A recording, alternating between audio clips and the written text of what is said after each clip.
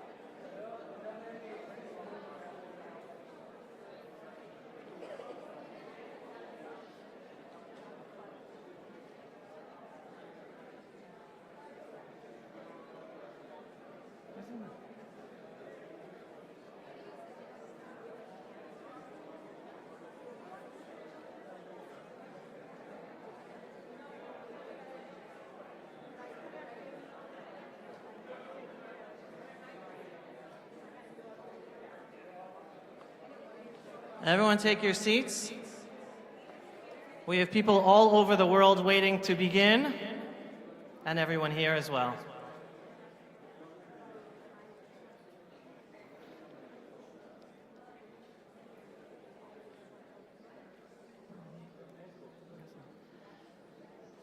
Shalom, shalom everybody, and thank you today for joining us at our second annual Pulse of Israel Conference in our beautiful biblical ancestral homeland Israel, in our beautiful biblical and indivisible capital Jerusalem since King David's time.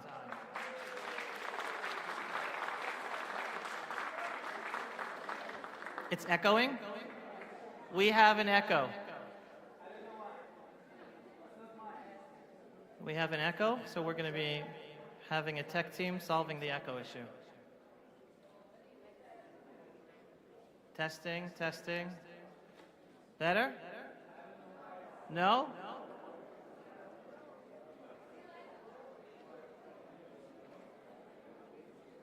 Testing, testing.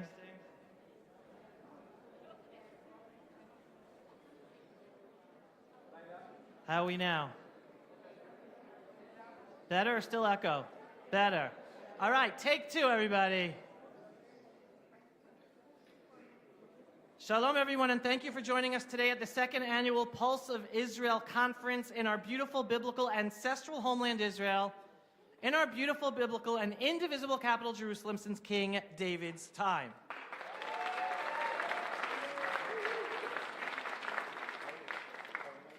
This conference is taking place in the middle of an existential war that our holy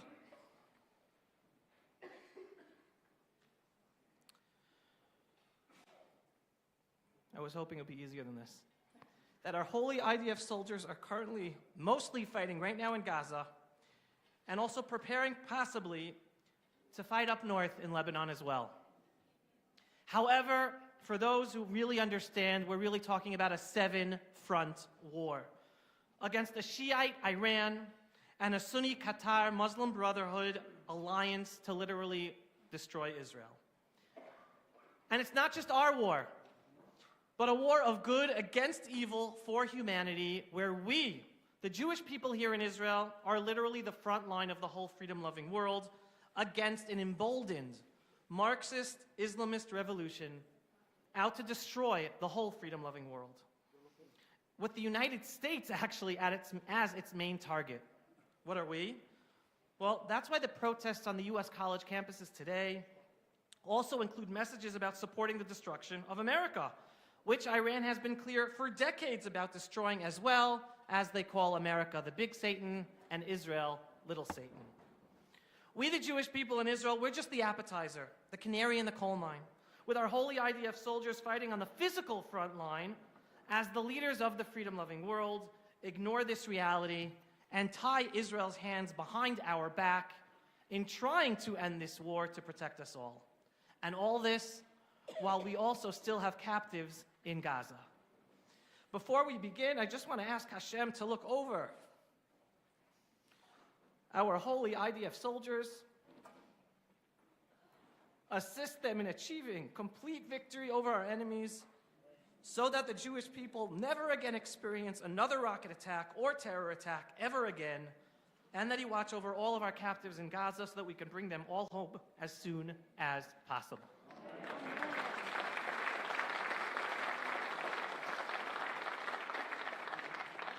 I first want to thank my whole staff working hard on this conference and highlight my partner Avi Nadel, Rachel Moore and her staff for organizing the conference, our interns, my wife Rachel for everything, my parents for everything, my children, and to Hashem above for everything.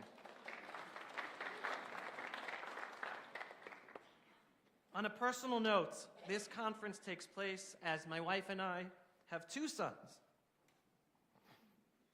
fighting in Gaza right now. Two sons.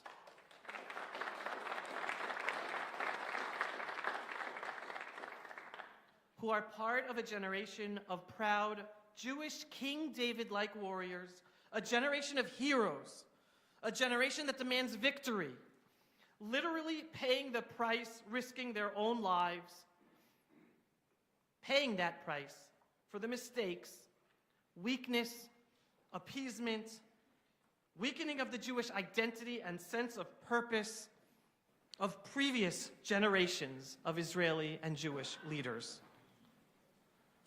I think it is quite clear that the war we are fighting today would not have happened if not for the mindset that led to the disastrous Oslo Peace Accords of 1993, that many of our political, military, and community organizational leaders around the world are still stuck in, unable to pull us out of.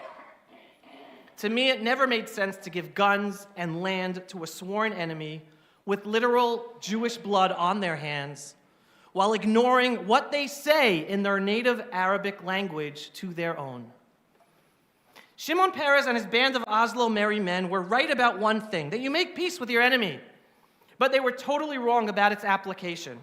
You only do so after you defeat your enemy so bad that they then come begging to surrender under your terms with no expectation of even being able to make any demands.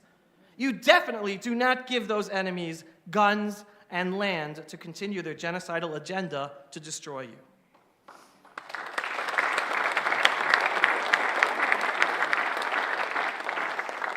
Israel still has not had that victory over our enemies, making sure that they understand that the Jewish state of Israel is here to stay, with no chance of them achieving our destruction. That is what is needed at the end of the current fighting of today's war, which, as I like to tell people, is really the 77th year of our war of independence, because the 1948 war never ended. We're still fighting it. Every few years it is a new battle with changes to the faces and names for the enemy, but it is the same war with the same enemy, a segment of the Arab Muslim world unable to accept the reality of a Jewish state back sovereign in our ancestral homeland. The sad truth is that the Oslo peace process was really never about trying to even achieve peace. Ron Pundak, one of the architects of the Oslo peace process, stated himself in an interview back in 2014 that the Oslo peace process was really about Israelizing Israel, in a sense, to stop Israel from turning too Jewish. That also explains Shimon Peres' line after he lost the 1996 elections to Benjamin Netanyahu, when Shimon Peres famously said, "The Israelis lost that election and the Jews won."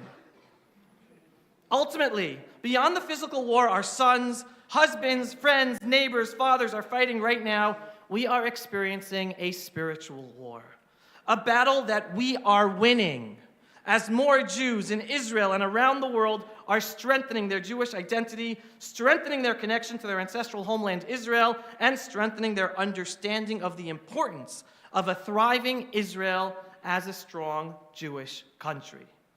It is just so sad that it has taken the horrible massacre of Simchat Torah, October 7th, 2023, and the growing Jew-hating anti-Semitism in its wake for the growth of this spiritual process we are going through right now. That is the internal spiritual war that is the undercurrent of the physical war. And that is why I tell people in my daily Pulse of Israel program that we are ultimately winning this war, and we will win it.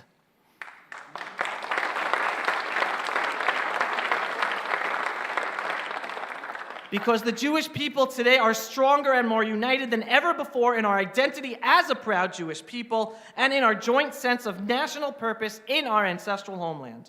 And despite the challenges that are still to come, the trajectory is a positive one, and we will win.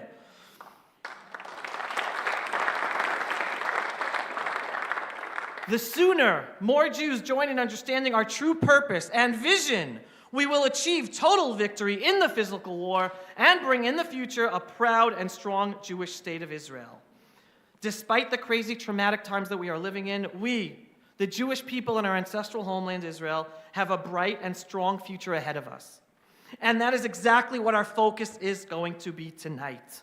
So thank you to each and every one of you for joining us here in the Begin Center in Jerusalem, and everyone watching all over the world, wherever you are, and we have people watching from countries all over the world, to join with us tonight in hearing, spreading, and sharing this message.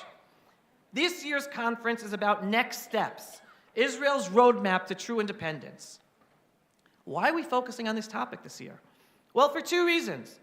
Reason number one, unfortunately, it is clear to see that Israel does not have the diplomatic independence or geopolitical flexibility to win this war properly in order to protect us.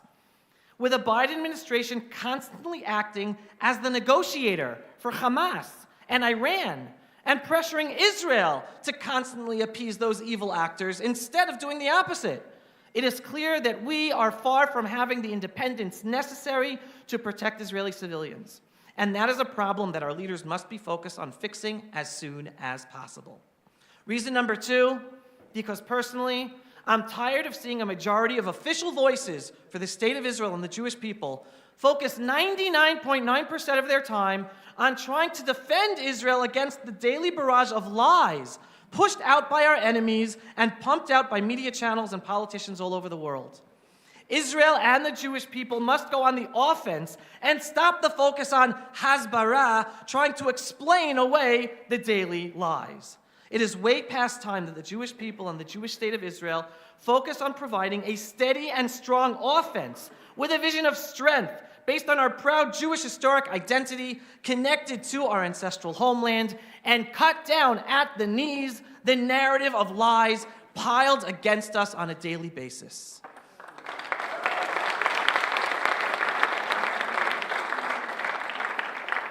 Only by constantly providing a proud offense and standing up for ourselves will we spare spokespeople and laymen the time of having to run around looking for the facts to disprove the constant barrage of lies. I will give one simple example. Anytime Israel is blamed and shamed for killing non-combatants in Gaza, there should only be one response from the IDF, from Israeli government officials, and from Jewish organizations and influencers. Not, we will look into it. Not, we take responsibility and, if necessary, we'll punish the IDF soldiers involved. And not by saying, well, say that the numbers are unreliable, since they come from the Gaza Ministry of Health, which we all know are Hamas, and hence unreliable. No. All those claims force Jews worldwide to play defense, and force us to play defense, and let Hamas off the hook. There's only one response, and that is, don't you dare blame Israel for anyone killed in Gaza. 100% of the blame lies with Hamas.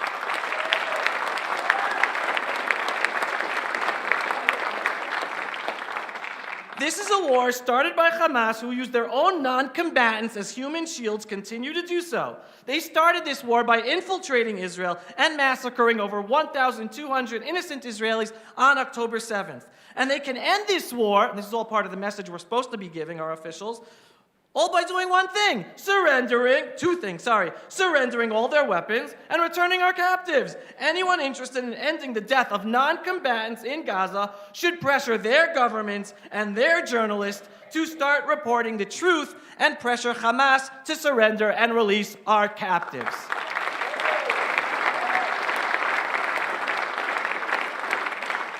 That is the only way to stop people from being killed in this war started by Hamas. That should have been the only response of every single IDF, Israeli government, Jewish organizational spokesperson, influencer since day one. Yet Yet it wasn't, and still today, 9 months into this war, it still hardly is. This is why our conference this year is focused on going on the offense, by providing a roadmap for a proud and strong Israel with the inspiring, politically incorrect truth that people are starving to hear. And believe it or not, one of the people out there who is saying this truth proudly happens not even to be Jewish, and his name is Douglas Murray.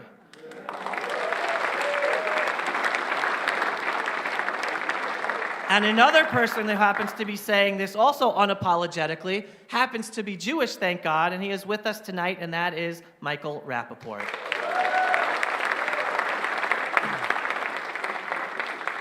And who are we? We are the pulse of Israel, on the front line of the media war for Israel, providing hope by sharing the inspiring, politically incorrect truth that is sorely lacking in the public sphere, in the Jewish sphere, in the Israel sphere. Now, I want everyone to come tonight with an open mind, because we have all been trained to think realistically.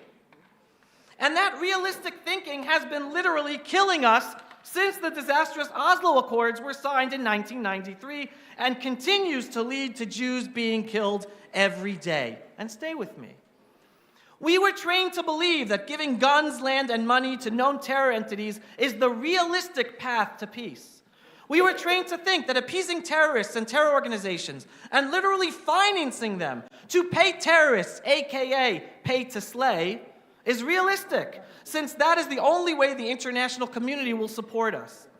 We have been trained to forget and ignore the fact that our Arab Muslim neighbors were massacring us here in our ancestral homeland of Israel back in the 1920s and 1930s, decades before the State of Israel was established in 1948, and decades more before Israel liberated Judea and Samaria and Gaza in 1967 and established the first Jewish resettled communities in our ancestral and biblical areas of Judea, Samaria, and Gaza.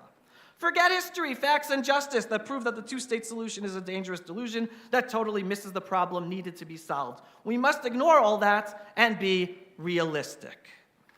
We have been trained to be realistic that we must accept the existence of a historic people called Palestinians who have a claim to our ancestral homeland, even though British mandate immigration records prove that a vast majority of the Arabs came to this land in the beginning of the 20th century from all over the Middle East, proving that there is no such historic people called Palestinians.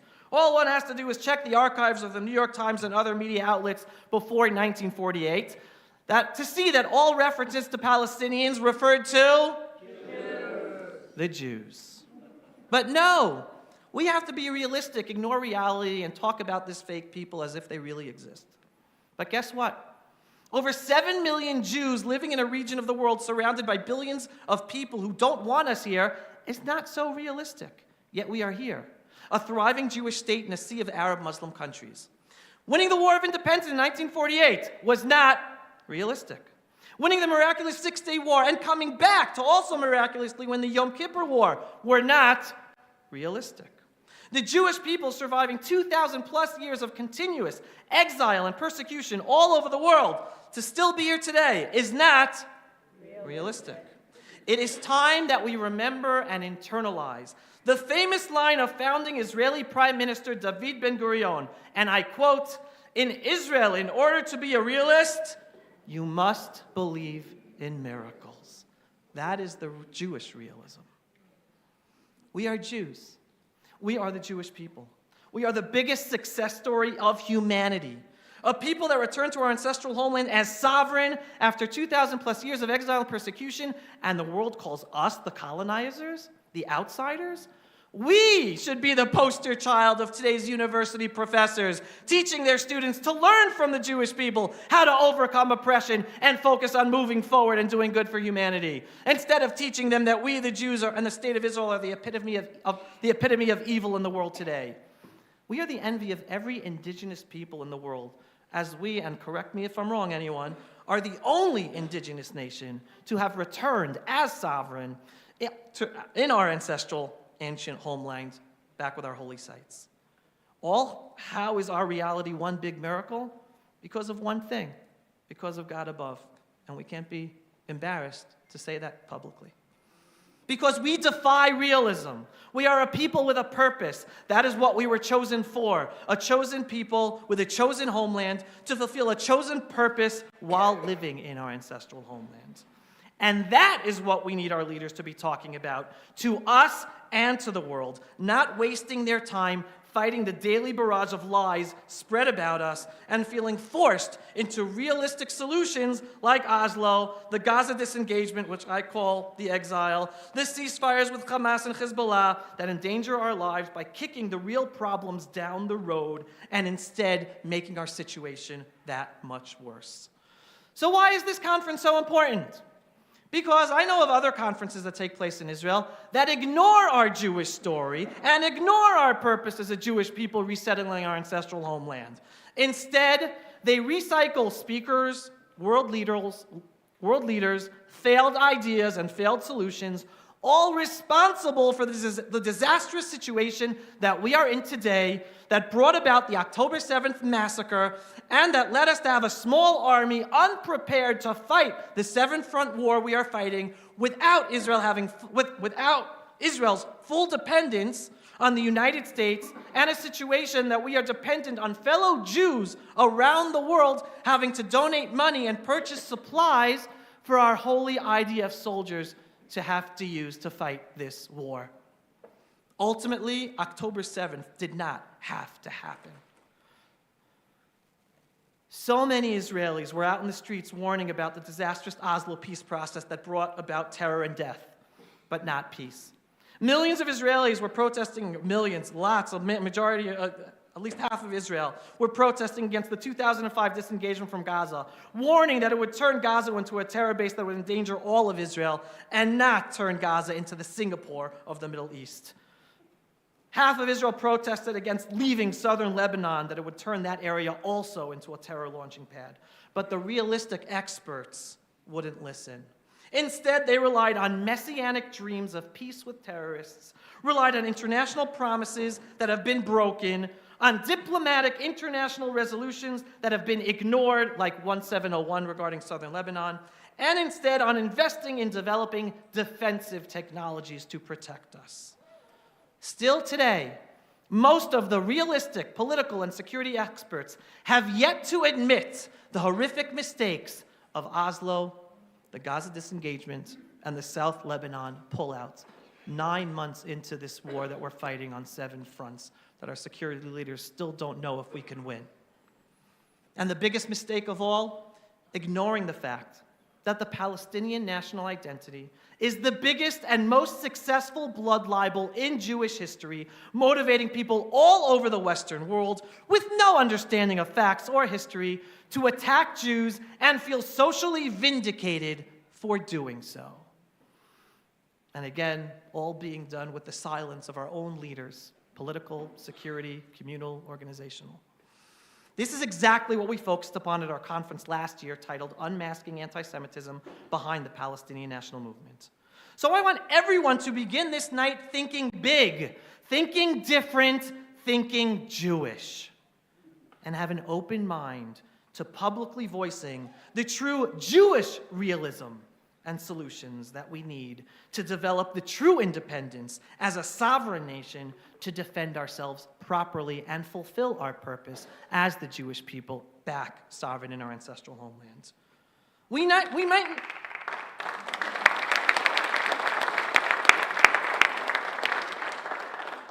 might not be able to implement these solutions tonight, tomorrow, next month, or next year, but I promise you one thing.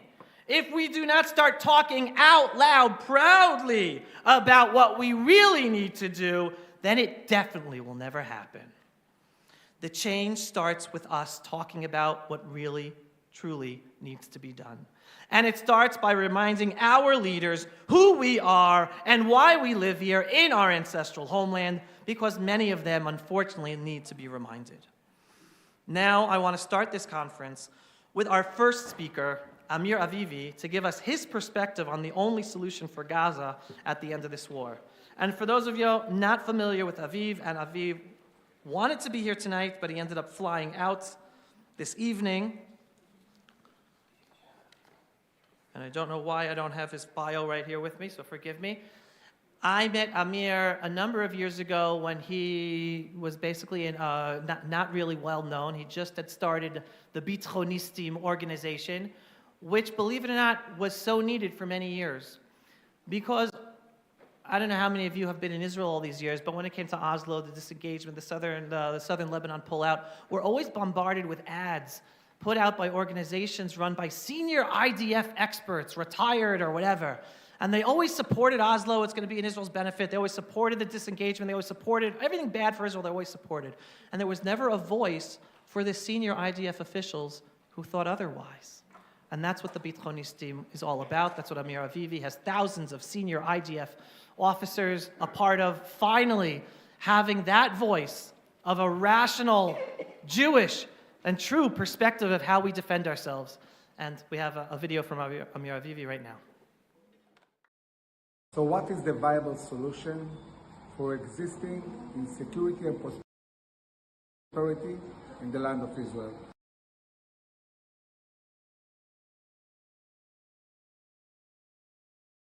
So what is the viable solution for existing insecurity and prosperity in the land of Israel? Basically, there are three models. One model is a separation model, which means we are on one side of the border, Palestinians on the other side. This we did in Gaza. Devastating. This model is not viable. If we would have done that in Judea and Samaria, Israel basically would have ceased to exist. If Hamas had 17 years to build in the mountains of Judea and Samaria, where we defeated empires, what they built in Gaza, in this shallow, small place on the sea, 20 IDF couldn't deal with this. It's not an option. Separation is not an option. So the next option is military control. Where did we see models of military control in the Middle East? Iraq, Afghanistan, Lebanon, South Lebanon, Americans, Russians, Israelis, and it all looks the same. There is no legitimacy over time. So basically, if you control an area that you don't think it's yours, you retreat eventually. And if you retreat, you go back to separation, which basically means let's all of us die. It's not an option. So really the only viable option in the land of Israel is a full security control of Israel, of the IDF, all over the land of Israel. And by the way, this includes also the border with Egypt in Rafah, in Gaza. It should include complete freedom of operation of the IDF everywhere, whether it's in Judea and Samaria or Gaza. We need to be responsible of the security, but we also need massive presence of towns, of Jews everywhere, in order to thrive, in order the roads to be alive, and really control the area. The IDF is not controlling Judea and Samaria. It's the towns. It's hundreds of thousands of cars that drive along the roads, that keep it alive. It's the presence of towns along the main roads. This is what creates security. And it's not only about Judea and Samaria. It's the same in the Negev. It's the same in the Galil. And along this model, we should seek solutions to the Israeli-Palestinian conflict, solutions like Emirates, city-state, for example, or some kind of San Marino state, meaning a state that is really without an army, without airspace, surrounded by Israel. We have a lot of models like that around the world. So we really, really need to think this through and make sure that Israel is secure and prosperous for generations to come.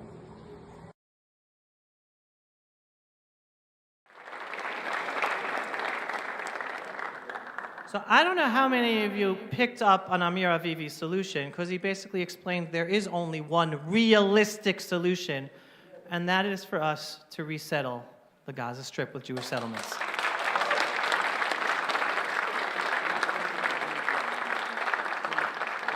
And again, Amir explains it very well, laying out the options, that anyone who thinks it's realistic to protect Israel without resettling Jewish settlements in the Gaza Strip is not being realistic.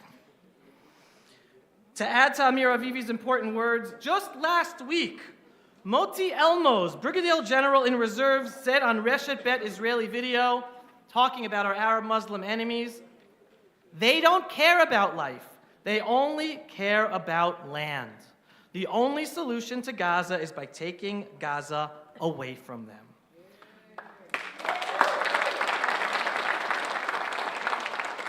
And he continued, 9 months into this war, we should have already harvested the wheat in Beit Hanun already in this war. This is the time to use language they understand. That's why we have to tell the truth.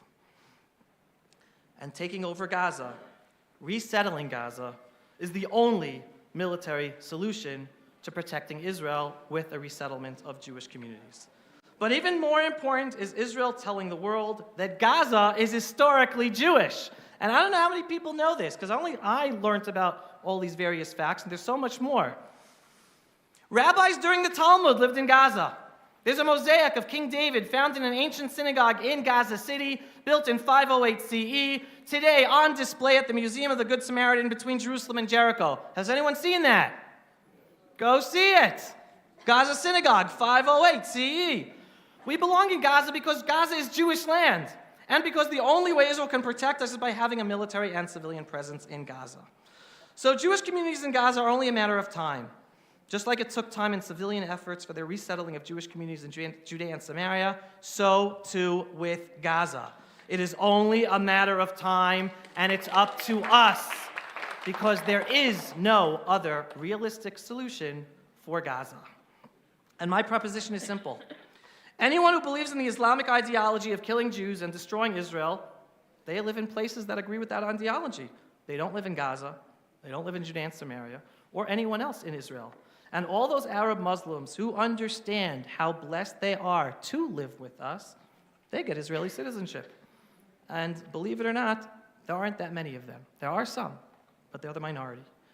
To me, what is unrealistic is trying to win a war by pulling our holy IDF forces out of areas in Gaza after our IDF soldiers risk their lives in clearing them, only to have us leave and then have our enemy return to those same areas for the terrorists to come back and terrorize us. That doesn't sound like a sound military strategy to me, and I'm no IDF general. Then we have the calling out of the hypocrisy of the whole situation. I don't know, just a number of years ago, the whole world was dealing with Ukrainian refugees. The whole world opened up its arms. Yes, of course. We want to get people out of a war zone. Everyone, take in Ukrainian refugees. A number of years back, we had the Syrian war. Over 500,000 Arabs were murdered by the Syrian regime. There too, the world opened up their arms. Oh, let's get as many people out of the war zone. So Syrian refugees were taken all over the world. All of a sudden, when it comes to our war and Gaza, no, this is the only conflict where the world's not allowed to take in any refugees to save their lives from being in a war zone. The world is complicit in allowing those civilians to be used as human shields, and hence used by Hamas as part of their PR war to make Israel look bad. Doesn't look good, and it is a clear sign to me how the world is not looking out for our interest or wanting to save lives and end this conflict.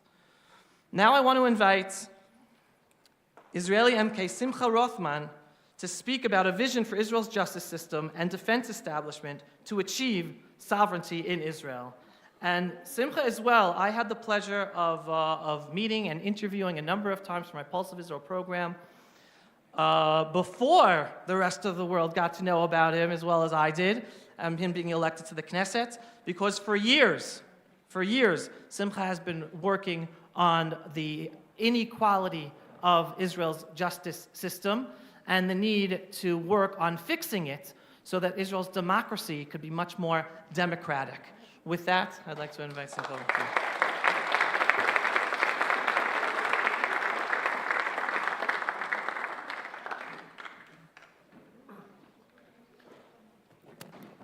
Erev Tov, good evening.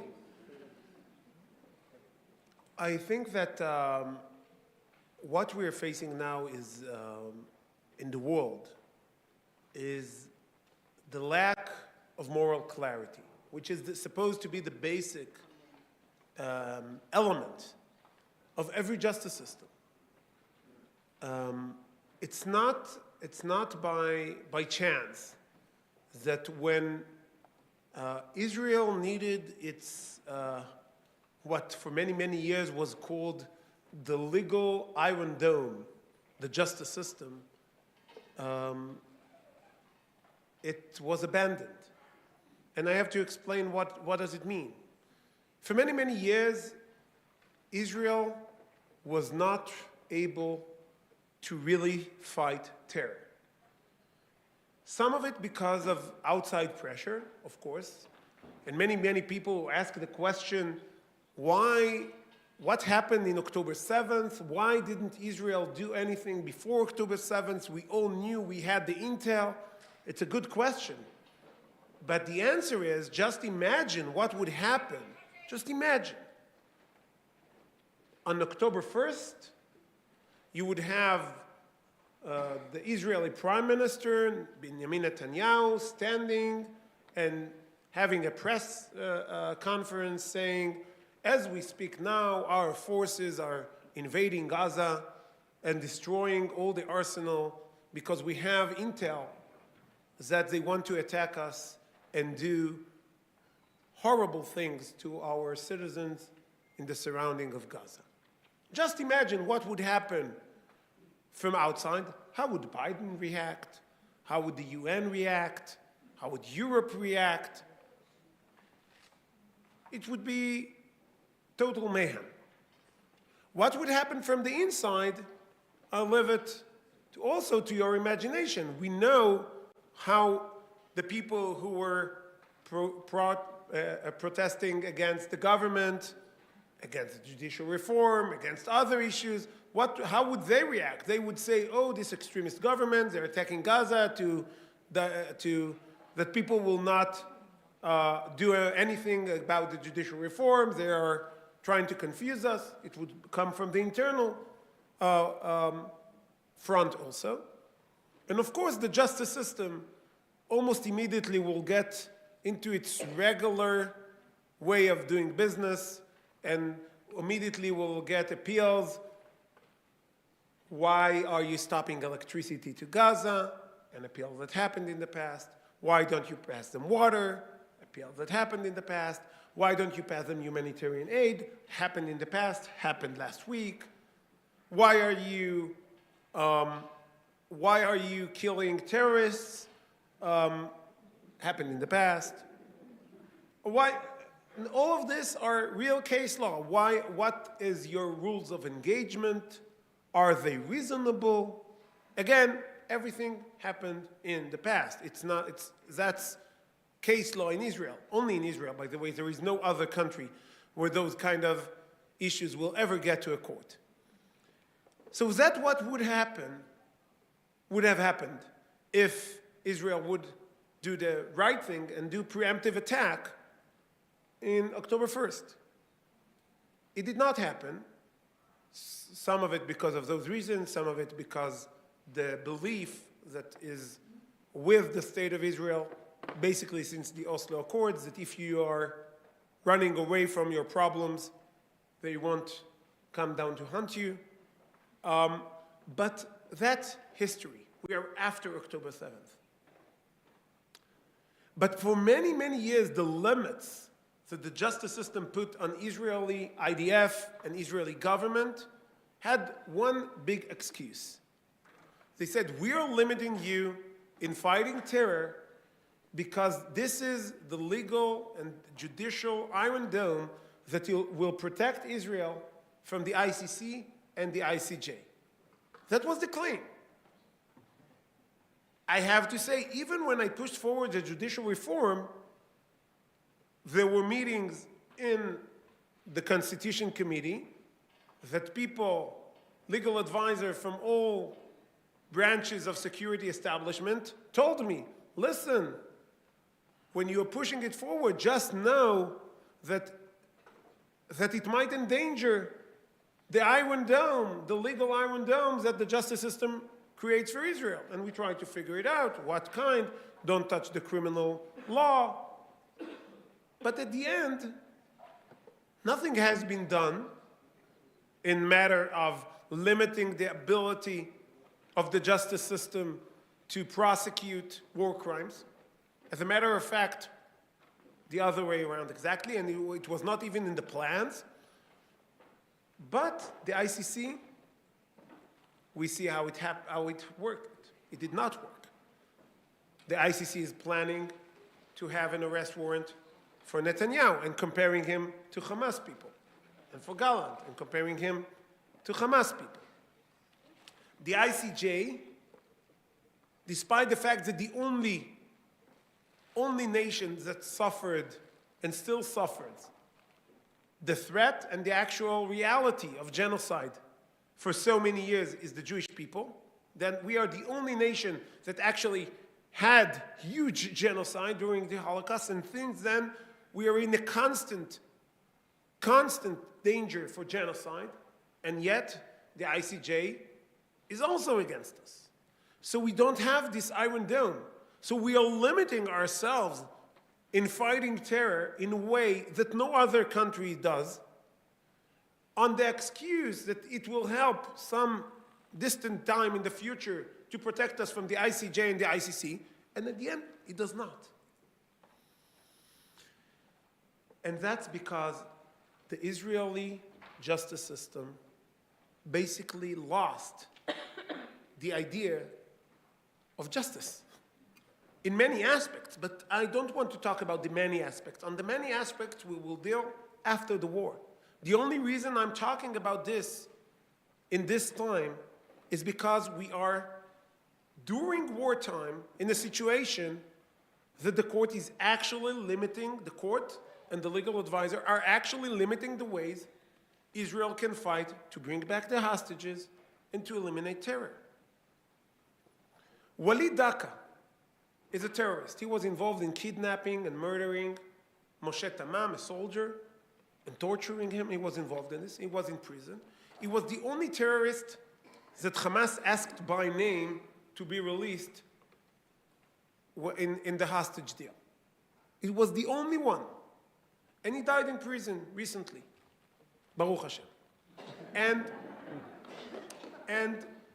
the IDF said, we want to hold to his body because we want the Hamas to pay with hostages, or at least hostages, sadly we know some of them are not alive anymore, some hostages' bodies in return. So we need him.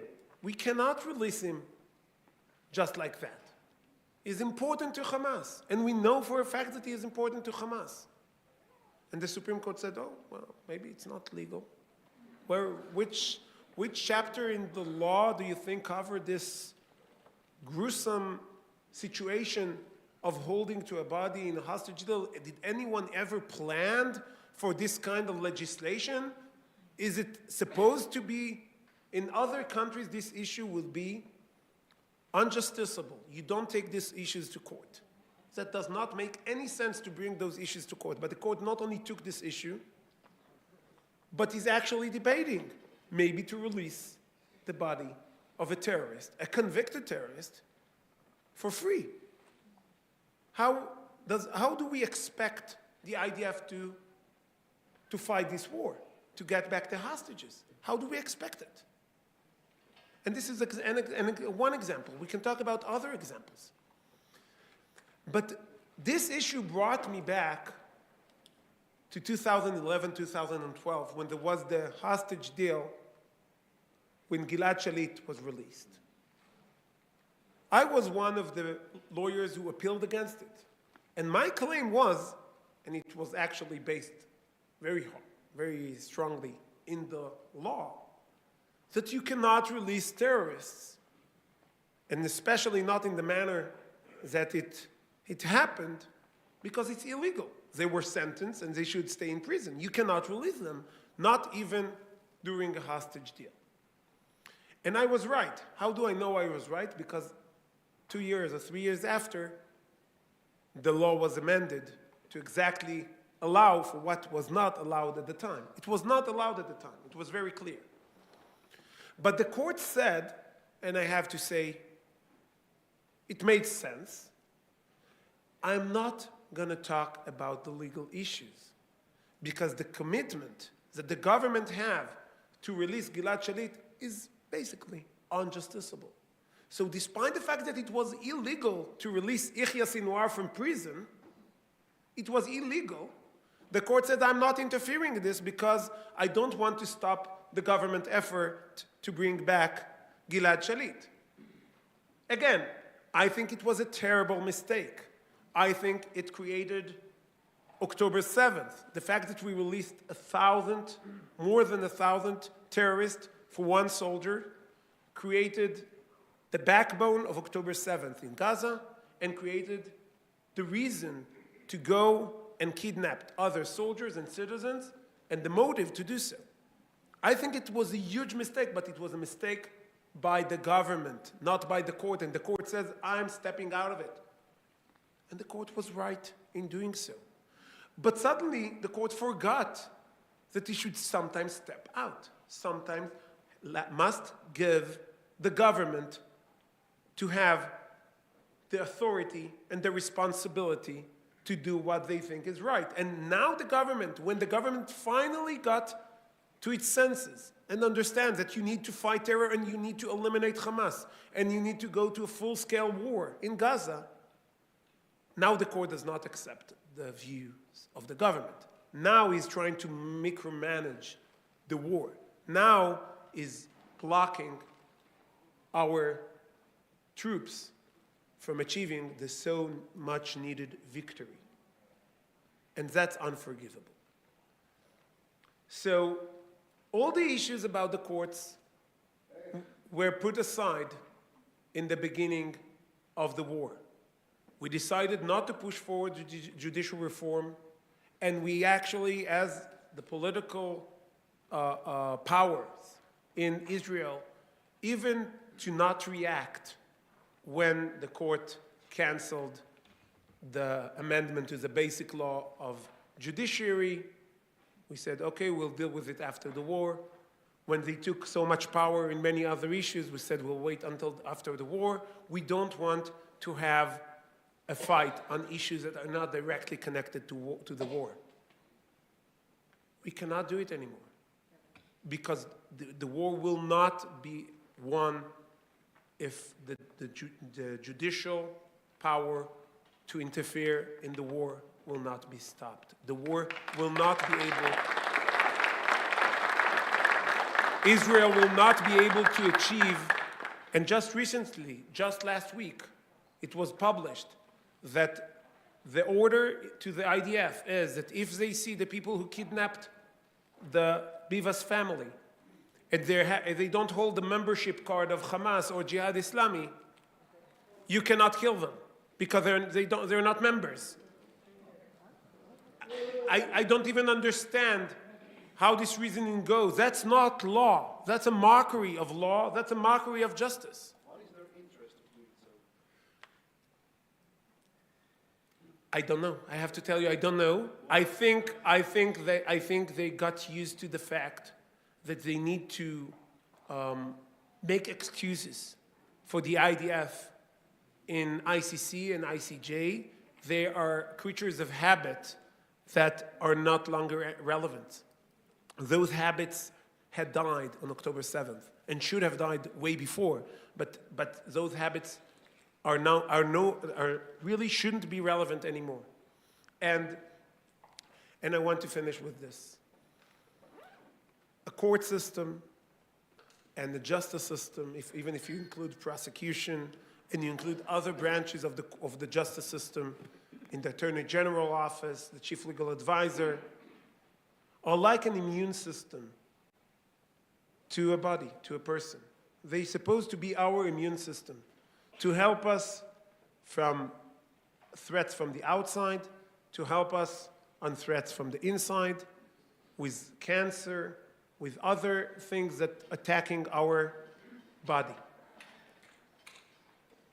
Israeli immune system has been failing for many, many years when fighting terror.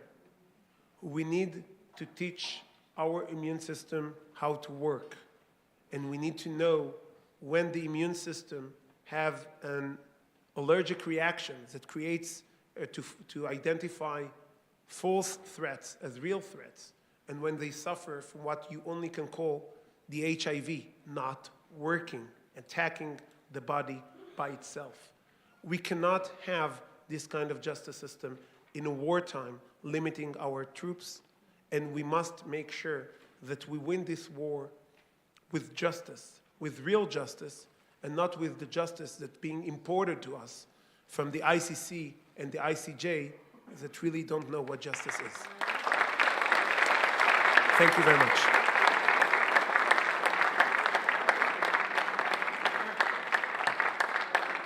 We have a special guest here this evening, Michael Rapaport, and he was talking to me before and asked me unbelievable questions.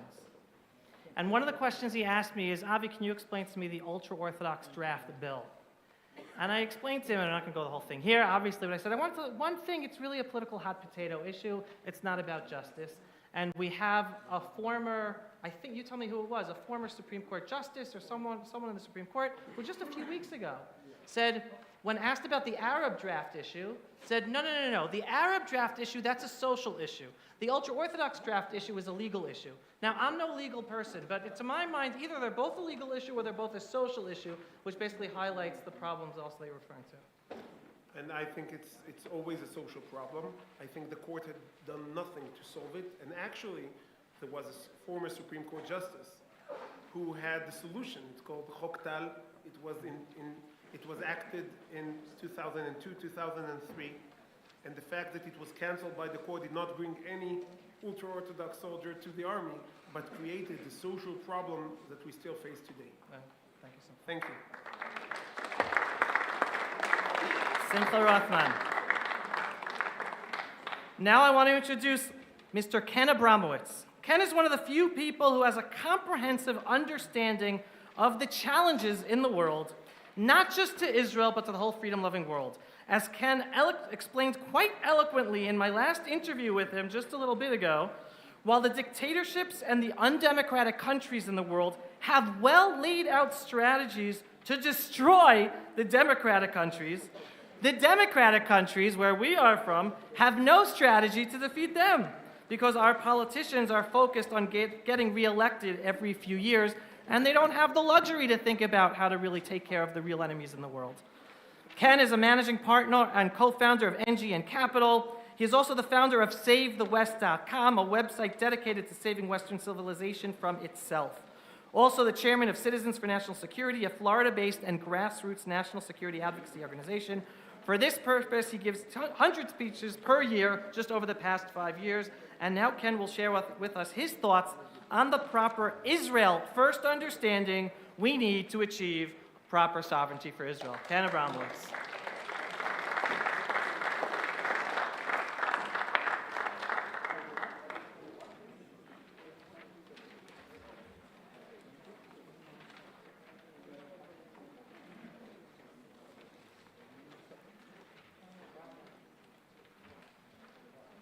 Well, thank you very much, Avi. It's an honor and privilege to be here with you today. We're going to have a lot of fun for about 10 minutes. I'm going to give two 5-minute presentations.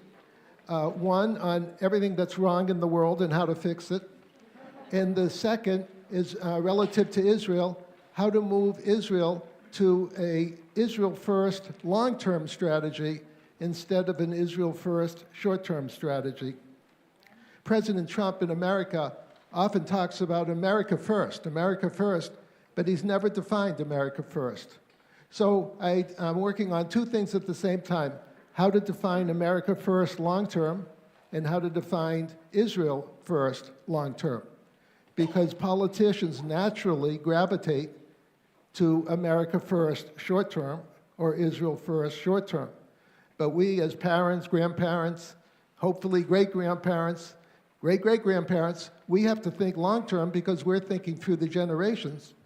Our political leaders are thinking through the evening or till the next election, and so I'll try to distinguish the two. So first, does everyone have a handout with a pie chart with yellow pie in the middle? We have some extra copies, so if someone, well, you can share them, but if someone does not have one, just raise your hand and one of my friends will give you one. Okay, so I'm going to spend 5 minutes on each slide here. Now, everyone here is color-coded yellow for the sunlight of Western civilization, the rule of law, Torah, basic law. In America, we call it Constitution and Bill of Rights. You are what I call normal. Congratulations for being here with us. Now, I have another definition of normal, and that is anybody who agrees with me. So hopefully you're normal twice instead of just once. Now, good people can also be color-coded white for the surrender flag. They're wonderful people. They believe in the rule of law. They just do not want to fight for anything. If you look at the recent parasha of the 12 spies, the 2 spies, the ones we remember, Caleb and Joshua, are yellow, and the other 10 that we've forgotten about are white. So this challenge has been going on since biblical times. It's nothing new. Now, the bad guys are the reds, the greens, and the blues. The reds are traditional color for communists. Green, traditional color for Islam, but I'm not talking about Islam, I'm talking about Islamists. That's countries who want to impose Islam on somebody else, and that would be Iran and Qatar and Turkey financing the Muslim Brotherhood. The reds would be China, Russia, North Korea, Cuba, Venezuela, among others. And the blues, color-coded blue for the United Nations color, are the globalists. And that would include the World Economic Forum, the drug cartels, and social media companies. Now, these 3 groups, color-coded groups of people, have declared war on the yellows and the whites. So I call it World War III. Basically, every country is fighting every country everywhere. Or to quote a Beatles song, the war is here, there, and everywhere. Whereas in World War I and World War II, the war was over there, in Europe or the Far East. Now, the question is, when did World War III begin? You could say, there's many years that it began. You could say it began October 7th in Israel. But if Israel's America's #1 ally, you could say it began in America too, and in Europe on October 7th. If you go further back into the past, the Red War began in 1917 when Lenin and his communist criminals illegally took over Russia. The Green War began in about the year 630 when Muhammad and his Islamist criminals illegally left Saudi Arabia, what we call Saudi Arabia now, and invaded half of the Christian world and took it over, which no one remembers because it was so long ago. The Blue War began in 1923 with the League of Nations, which then became the United Nations and World Economic Forum. If you want to go further back into past, into biblical times, the reds, the greens, and the blues are the Amalekites. Nothing's changed in 3,400 years other than the names and the color code. And I want to give you 10 characteristics of the reds, the greens, and the blues so you can remember them as you follow them over time. Number 1, they're all dictatorships. Number 2, they're all unelected. Number 3, they hate Torah. They hate the 10 Commandments. They hate all the 613 commandments. They hate the rule of law. Using an American term, in contrast to normal people who believe in life, liberty, and pursuit of happiness for 100% of the people, they believe in life, liberty, and pursuit of happiness for 10% of the people. Me, my family, and friends, but not everybody else. Number 6, they hate democracy. Number 7, they hate God. Number 8, they hate freedom of speech. Number 9, they're all criminals. And number 10, my favorite word to describe the reds, the greens, and the blues, they're modern-day pagans. We thought we defeated the pagans, but the pagans are back, and they're the reds, greens, and blues. And they've declared war on God, which we represent, and I'm betting on God, by the way. Okay, let's flip it over. Let me just spend 5 minutes on Israel. And by the way, much of this information is on my website, savethewest.com. Everyone should sign up. I write an article every 2 weeks, and if you sign up, you get the article. It's a public service. So now I'm going to go through the 10 challenges that Israel has, and I'm going to look at them from the short-term point of view and long-term point of view. Obviously, I favor the long-term point of view. Number 1, we have Iran out of control for the past 45 years. Death to Israel, death to America. They promised to kill everyone in Israel, 80% Jewish, and everyone in America, 90% Christian. And for 45 years, no one did anything. America didn't do anything. Israel didn't do it. Israel did things quietly, but didn't quite solve the problem. And Europe did nothing. And here we are now. Iran has 500,000 worldwide terrorists, the largest terror organization ever created in the history of the world. Obviously, the 500,000 terrorists have to be destroyed, and Israel's doing a good job in Gaza with 40,000. America should be taking care of the 50,000 in Yemen, and then America and Israel should be taking care of the 75,000 or so in Lebanon. It's a huge task. Number two, Palestinian Authority was the fruits of Oslo, which was a good example of Israel first short term. And Israel never forced them to reform their schools and media. It was in the Oslo Accords, but Israel never forced them to change their false narrative. Number three, cyber. Here Israel does a good job, but Israel and the other Western countries have to prepare the country both defensively and offensively to protect itself from the bad guys and ultimately destroy the bad guys through cyber. It's preferable to blowing things up. Number four, Iran is surrounding Israel also through Sinai, and also endangering Jordan. They want to take over Jordan and then get a common border with Israel. Israel obviously must protect Jordan. Number five, the Supreme Court overreach. Some people tell me this should be number one, and some people tell me it should be number 10. In reality, it should be number one, but I compromised with my friends and I made it number 5. The Supreme Court has basically been running the country for the past 25 years when it took over the country with an illegal coup in the mid-1990s. They did it slowly, so nobody ever thinks that the country is a dictatorship run by an unelected Supreme Court. And it makes it very difficult. It makes it very difficult, as Simcha just said, to properly run the country when you have a bunch of unelected lawyers running the country. And I put the number one responsibility for October 7th was on the shoulders of the Supreme Court. They should all resign.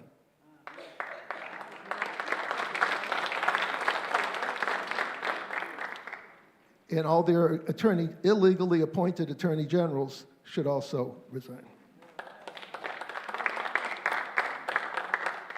Number 6, Iran has surrounded Israel with Hamas, aided also by their friends in Qatar, and in Gaza, and the Houthis in Yemen. All of these weapons that have been provided by Iran should have been blown up long ago. But Israel's now paying for 57 years of Israel first short-term policies as it moves to Israel first long-term policies. Number 7, the Bedouins are taking over the Negev. For all these years, Israel's never come up with a solution for the Bedouins.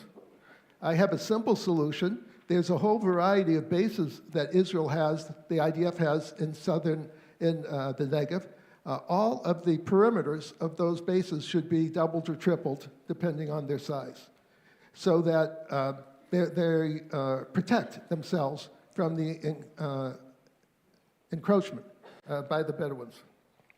Also, the Bedouins, Israel, there's only one rule of law in this country.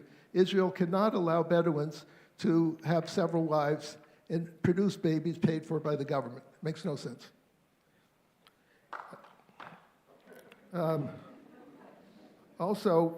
Israel has to aggregate the Bedouins, educate the Bedouins, make sure there's work for the Bedouins, and Israel has a lot of work to do here, but right now has no short-term or long-term strategy. Number 8, Israel has to protect its offshore gas fields, obviously, which requires a bigger navy to patrol and protect. Number 9, the UN, EU, International Criminal Court, and others, NGOs I call cultural terror organizations. Remember, we're fighting a physical war and a cultural war. Israel's very deficient, as are all democracies, by the way, in fighting a cultural war. And, for example, UNRWA should have been, as a terror organization, should have been closed long ago. And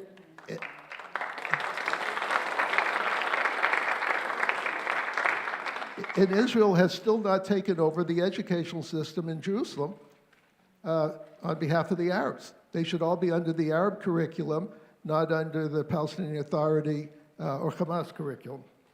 And finally, Hezbollah has been allowed to grow in Lebanon, and as with Gaza, it never should have been allowed. All the shipments should have been blown up 5, 10, 15, 20 years ago, and Israel now has to correct that. So let me just conclude in 30 seconds. As Avi alluded to in his talk, Israel, like all democracies, plays defense 100% of the time, and the bad guys play offense 100% of the time. That's no way to win a football game or a basketball game.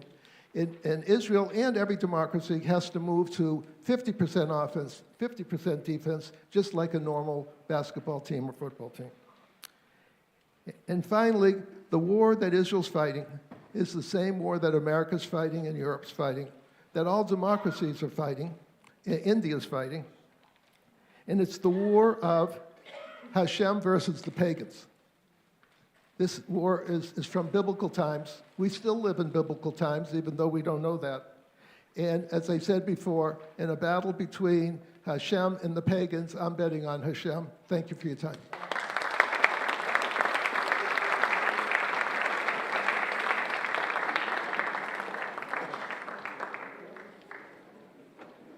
I couldn't agree more with Ken's final comment. Never bet against God. Never. Thank you, Ken. Now, while Israel needs to develop as a proper sovereign country, unbeholden to even our best allies, we will always need good allies. With that, I want to share a recent conversation I had with one of the best friends we have in Washington, D.C. today, Speaker of the House, Mike Johnson. Shalom, shalom, everybody. Welcome back. This is an episode of The Pulse of Israel and a special project together with the Yes Israel Project, sitting with one of a very, very close friends of the Jewish people and the state of Israel here in Congress in Washington.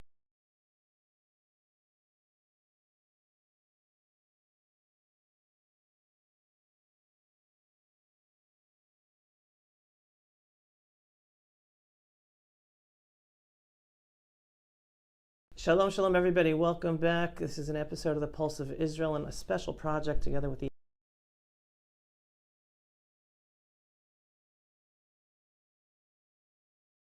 Yes Israel Project, sitting with Shalom, shalom, everybody. Welcome back. This is an episode of The Pulse of Israel and a special project together with the Yes Israel Project, sitting with one of a very, very close friends of the Jewish people and the state of Israel here in Congress in Washington, D.C., Congressman Mike Johnson. Shalom, Mike. Great to see you. It is a pleasure seeing you. Always great to have you on Capitol Hill, and apologize for the Spartan accommodations here. We've just stepped out of a House Judiciary Committee hearing so that I could visit with you, so I didn't want to miss the opportunity. You want to know something? It's something special being in these special judiciary offices right now, because we in Israel are dealing with our own judicial reform, Yes. which is so necessary to strengthen our democracy and allow the proud Jewish conservative right to rule properly. So being here brings me close to home and gives me the inkling, wait, maybe I could do it by being in the judicial offices of Congress, but no, it doesn't work that way. It was just ironic, the timing. We didn't plan that. Exactly.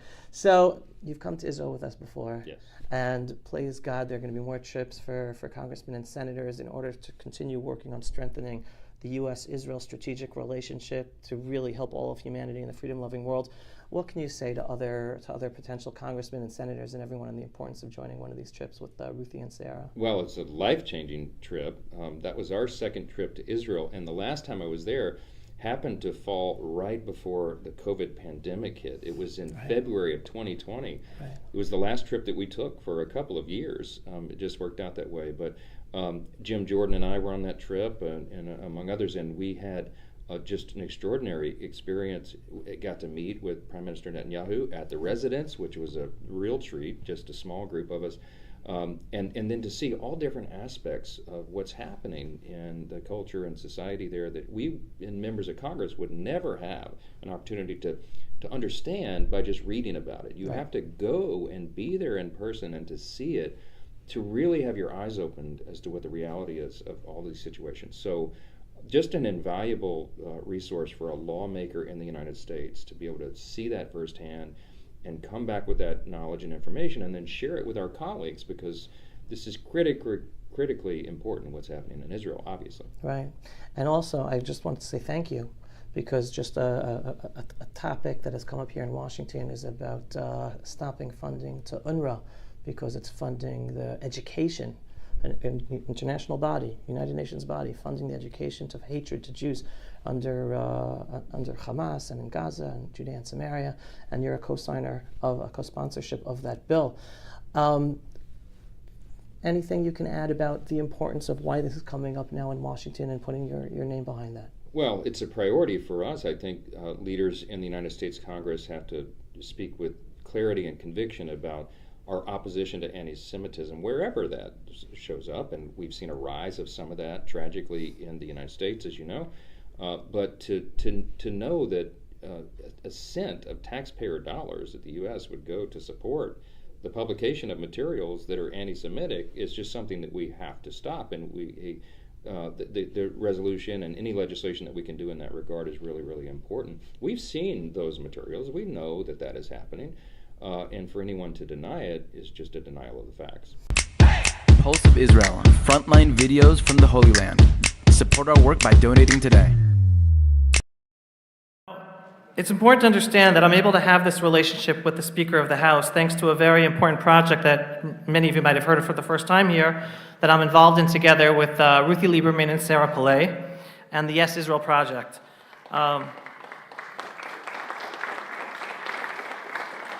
And just so you understand the importance of this relationship and this project, Speaker Johnson's first speech as Speaker included information that Ruthie and Sarah provided him.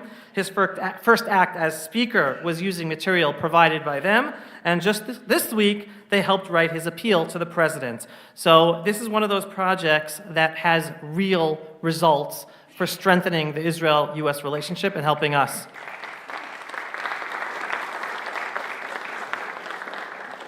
And I don't think it's a problem for me to say it's a project that is always looking for supporters, and this is definitely one of them that should get that support.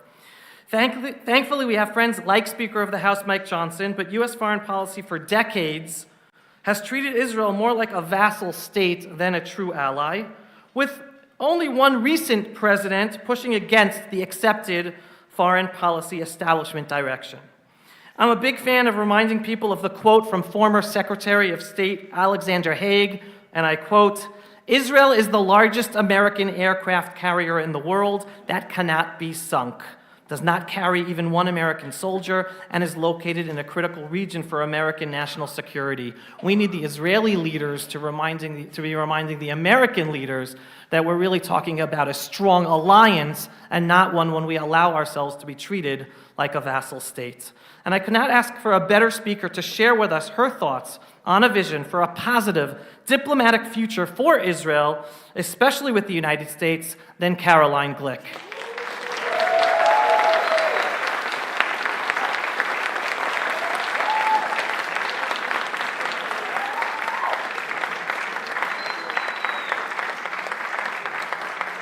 And as I turn the microphone over to her, just to emphasize the situation we're in, because not everyone understands, today we have an administration that is steps away from potentially making it illegal for IDF soldiers who are serving in Gaza to potentially travel to Western countries, and is focused on punishing Jewish farmers in Judea and Samaria for using self-defense, rather than supporting Israel to the existence of the Iranian-Qatari financed terror in Gaza, Lebanon, and in Judea and Samaria.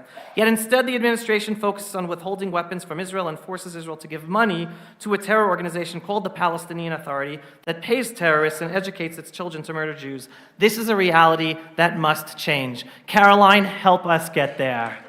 Give us the vision.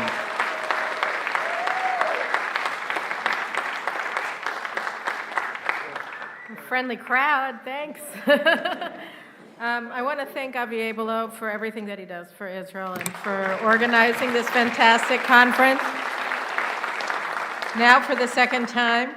And I want to thank all of you for coming here, and Rachel Moore for doing all the logistics and herding cats, and particularly me. I'm a mangy cat, so I appreciate that very much. And of course to Michael Rapaport, who I feel I can call a friend, which is a real privilege. And now to the issue at heart, which is Israel's diplomatic horizon. So first, I think that you can't really talk about where we have to go until we sort of get a lay of the land of where we are and what we've learned since October 7th. So we've learned that the Red-Green alliance between Islamists and cultural Marxists, progressives, is strong. It's very, very strong. And it's the ascendant force in the West. And this is something that people hadn't really been aware of, at least not the level that people have become aware of since October 7th, that this very powerful alliance that first emerged at the end of the Cold War, more or less, is now swallowing up major political parties in the United States, the Democrats in Britain, the Labour Party in France, the Left Party, many of the left parties in Germany, the Green Party in Canada, the Green Party, and in lots and lots of countries, you see parties that were considered to be maybe, not hostile, not hateful, are becoming more and more hateful towards Jews, towards the Jewish state. And that's very clear now in a way that it wasn't clear for most people before October 7th. The strategic use of anti-Semitism as a political tool, as a tool for political mobilizing in the West is something that hadn't been done in such an overt way really since the Nazis, is the way that it's now being openly used as a means for mobilizing political support in the West. That's something also that's very different that we've noticed. And we've seen as well, and again, I think we've been commenting about it, me and Avi and many other people in this room, for many years, but really what we started seeing with Obama very clearly, and then Trump, and now Biden, is that the United States no longer has a clear foreign policy. It basically has two totally different foreign policies depending on who's in the White House. If it's a Democratic administration, it is not pro-Israel, it is not particularly supportive of Israel, and today we're facing the most hostile administration we've ever faced with the Biden administration. And on the other hand, Republican administrations and the Republican Party in general becomes more and more friendly to Israel each year and each administration. And so we have one policy when it's Obama-Biden in power. We have a totally different policy when it's Donald Trump in power. And that's something that really became apparent for the first time with the Obama presidency. And it's only gotten worse, and the split between the two parties and their foreign policy, and particularly their Middle East policy and their Israel policy, the distinction only grows and becomes more extreme.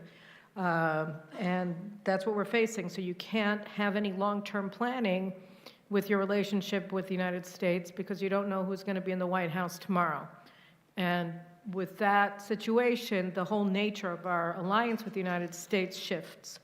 In Europe, you're seeing convulsions. I read a headline yesterday that said that depending on the outcome of the elections in France for the parliament, they may start a civil war between the Red-Green alliance and the nationalists under Le Pen soon. So we're facing convulsions in European countries with the Red-Green alliance ascendant, and many nationalist or sometimes nativist elements inside of these societies are beginning to respond more and more violently as they see the threats against their way of life becoming more acute, so that you're seeing a give and take and a pull and a push in Europe that's making the continent, and particularly Western Europe, much more incendiary, much more dangerous. And finally, we have the emergence now that we've seen, particularly since October 7th, of international organizations as their own sort of cosmos of international affairs, whether it's the International Criminal Court or the International Court of Justice or the United Nations and its related bodies. What we're seeing here is the rise of unelected, undemocratic institutions that are entirely hostile to Israel. It's just like there's nobody to talk to in the ICC. There's nobody to talk to in the ICJ. There's no way of reforming the UN if you're Israel. And if you're a veto-wielding permanent member of the UN Security Council, you can do many things. If you are the United States and you fund 22% of the UN's operating budget, you can do certain things, but Israel cannot do anything. And what we are facing is an international system of organizations and institutions that is becoming more powerful and is completely hostile to the existence of a Jewish state. So what do we have when we're facing this system, whether it's the system of the, and one last aspect of the West, actually, before I go into what we do from here. So the other thing that has become very clear when you see the eruption of this volcano of anti-Semitism in the West, and the way that it's animating politics in the West, you realize that this really isn't the Arab-Israeli conflict anymore, that actually the hostility of members of the Red-Green Alliance in the West towards Israel is much harsher than the hostility of the likes of the UAE or the Saudis or many of the other moderate Arab states. At the same time, we have to remember that none of these nations in our region are pro-Israel in the sense that they are sympathetically inclined towards Jewish people or to Jewish nationalism. And they, if anything, they're not leading the fight against Israel, but they're waiting to see how it sort of pans out before they figure out where they stand on Israel. So that you see an increasingly hostile Egypt under the Assisi regime, and we had been friendly with them. We had had close relations with Assisi since he ousted the Muslim Brotherhood from power in 2013.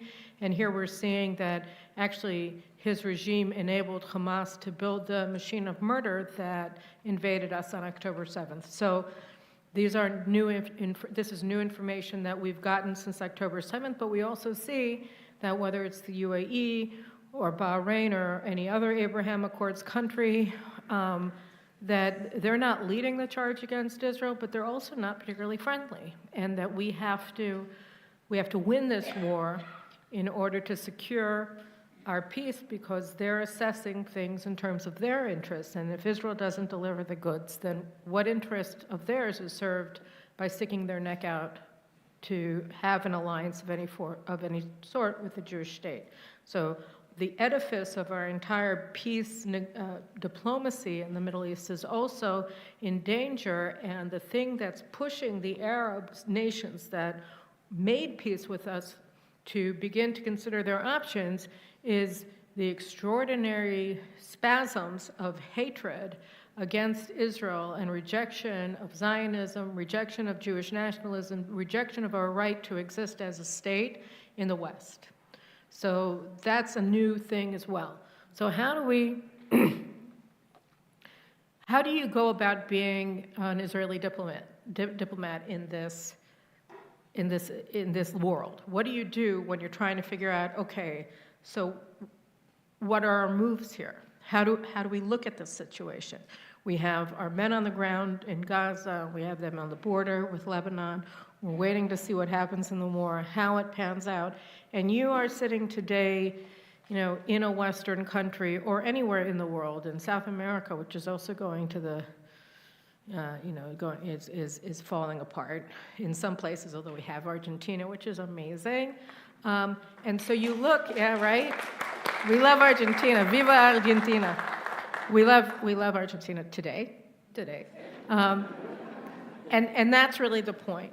We love Argentina today because today we have the most pro-Israel government in Argentina. So you see the situation, you see where you have friends, where you have foes, and you base your bilateral relations and your strategy for contending with this very difficult geopolitical environment for Israel on working as hard as you can to deepen and expand your bilateral friendships or your bilateral relations, more to the point, with friendly governments, and you minimize your exposure to hostile ones. So that means, for instance, you look at Argentina and you think, okay, he's really far away, and he's amazing. How do we help him, and how does he help us? And then you spend a really long time putting together, that kind of transactional relationship that can help both countries and help Israel as much as possible. How can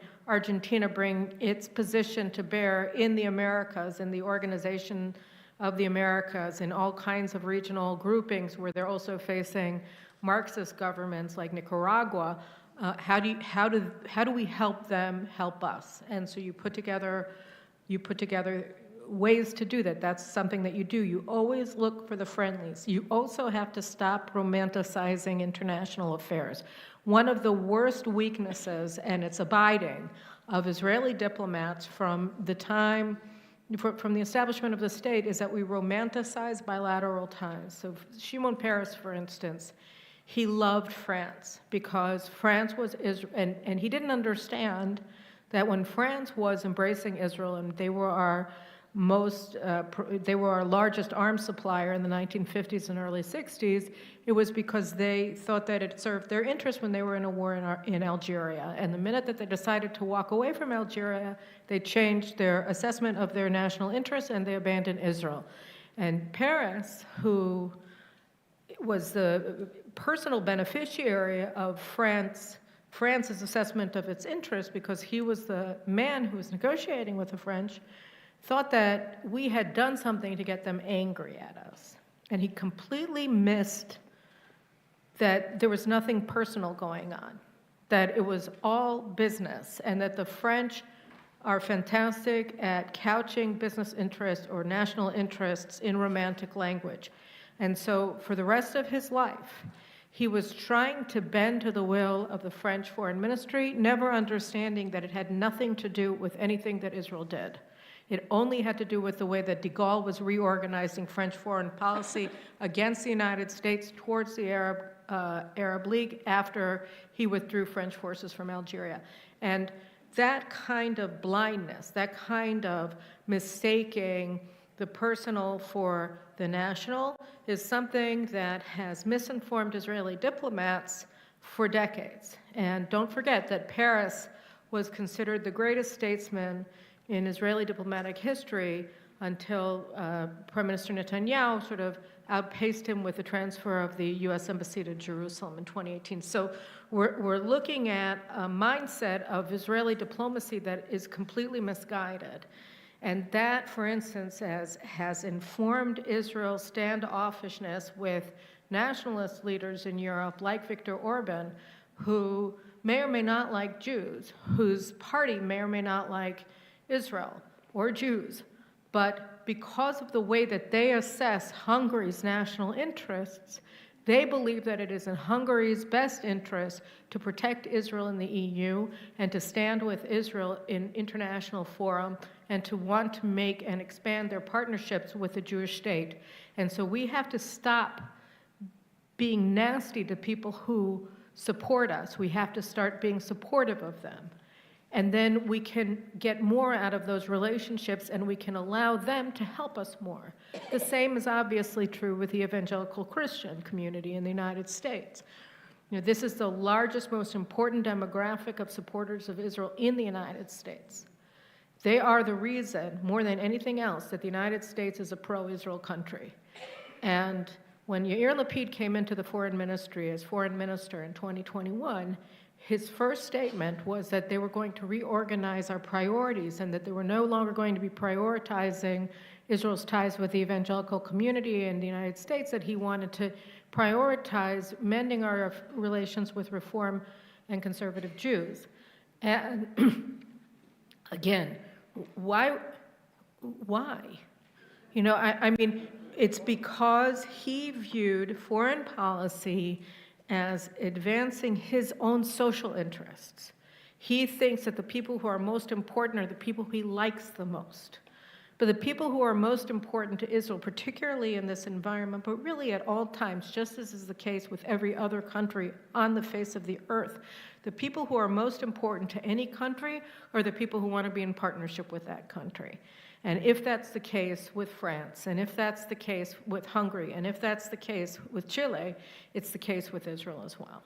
And we have to be willing to take a whole of society approach when we approach countries, so that if you have, you know, the reason why Chile has become so anti-Israel is because they have a massive Palestinian Arab community in Chile that has turned Chile into something resembling the Red-Green alliance in Chile, and that's why they become, and so we have to be able to look at these things and recognize them for what they are, and we have to understand that, you know, foreign policy is about going, just as, you know, military policy is about going into the battlefield of war in order to defeat your enemies and push forward and advance your national interest, your national security in war. Foreign policy is about using the international arena to advance your national interests as much as possible, both strategically and diplomatically, politically, and it's not about making friends. It's not about getting invited anywhere. It's about seeing a situation, scanning your environment, understanding who it is that you're facing, understanding where your friends are, and understanding who is your foe and who you cannot convince, and then spending the vast majority of your time empowering your friends, because then more people will want to be your friends, and castigating your enemies, and doing it very convincingly, because then people won't want to be your enemies. So these are very important basic rules of diplomacy that are always correct. But in a time like today, when you see the groundswell of hatred gathering and just exploding everywhere against Israel, we have to recognize that people want to stand with winners. They want to stand with the people who face them with determination and a sense of conviction in the justice of who they are, and of making it clear that it's in their interest to stand with us. So all of these things are how Israel moves forward, even in these dire straits that we're faced with. And we can do it. It's just a question of having the right understanding of the world that we live in, its complexities, its threats, and its opportunities. So those are my thoughts for today, and I appreciate very much the opportunity to address you. Thank you.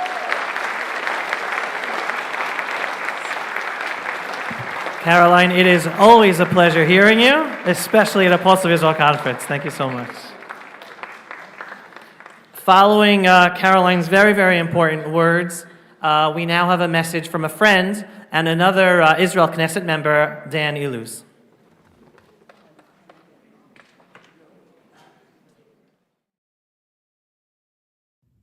Hello everyone, and thank you for your strong support for Israel. I'm sorry I couldn't be here with you today, but I did want to give you this message. Israel is right now on a 7-front war. It's an existential war with incredible importance for the state of Israel. On October 7th, we were attacked brutally. And on that day, after we saw the face of evil, we understood that we had to go into this existential war and defeat Hamas, destroy Hamas, in order to give a clear message to the world that people who do the atrocities that happened on October 7th cannot continue existing afterwards. And therefore, we went into this war in order to eradicate Hamas, this terrorist group, from the face of this earth. We are still in this war, a very difficult war, and our soldiers are fighting not only for us in Israel, but for the whole of the free world. Now, when we look at the future, when we look at the outlook in the future, we see two possible options.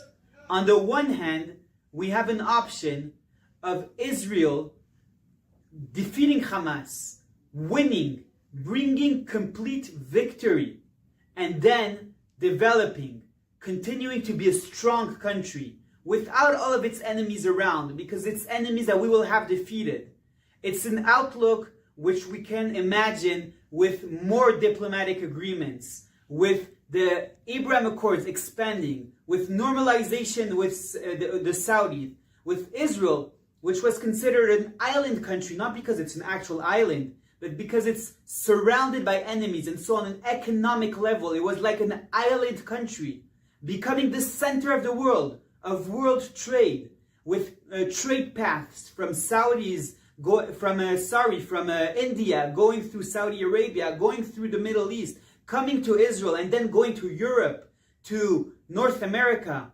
This is an incredible future with a strong diplomatic Israel, where the whole world will want connections and relations with Israel. There's another option. The option is not winning the war, stopping the war before we win it, not defeating the other enemies that are looking to destroy us.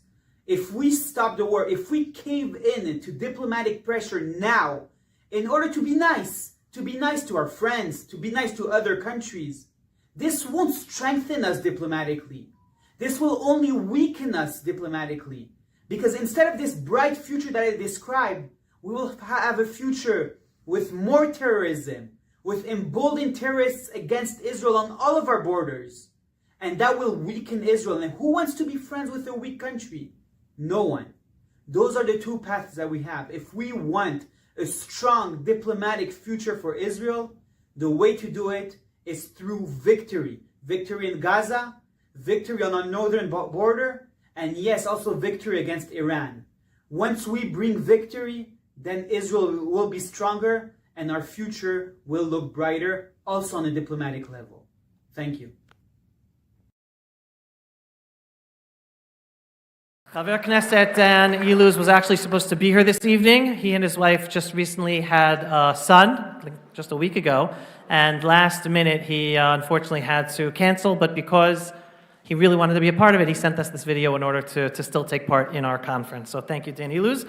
Before we move over to Iran, a very, very important conversation we're about to have, I just want to bring up 3 examples of Israel diplomacy in our short 76 years, which are very important for us to remember and for our leaders to remember.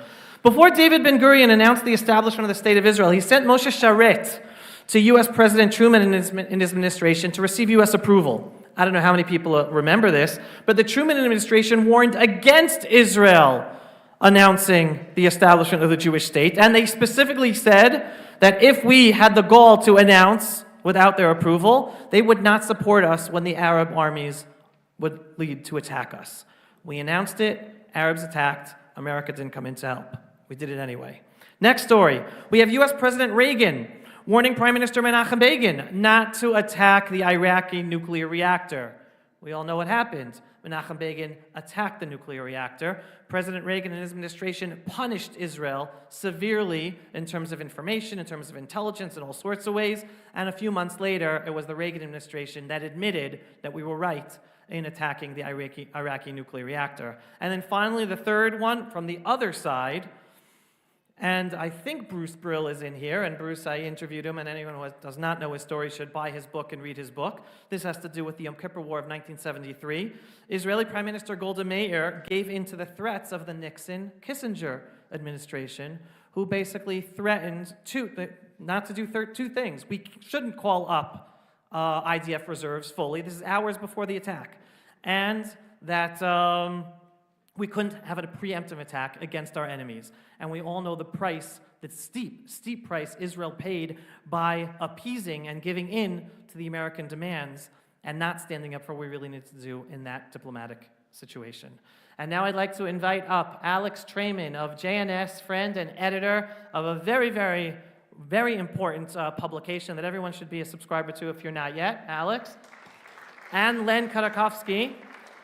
No one is better placed to share with us a message about how Israel has to move forward with Iran than Len, former Deputy Assistant Secretary of State for Digital Strategy, Senior Advisor to the U.S. Special Representative for Iran, and Chief Marketing Officer of America's Economic Diplomacy, with the Jerusalem Post calling him the State Department's secret weapon.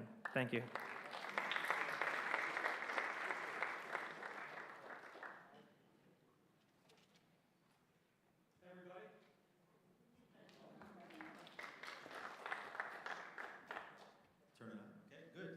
Thank you so much, Avi. Incredible conference so far.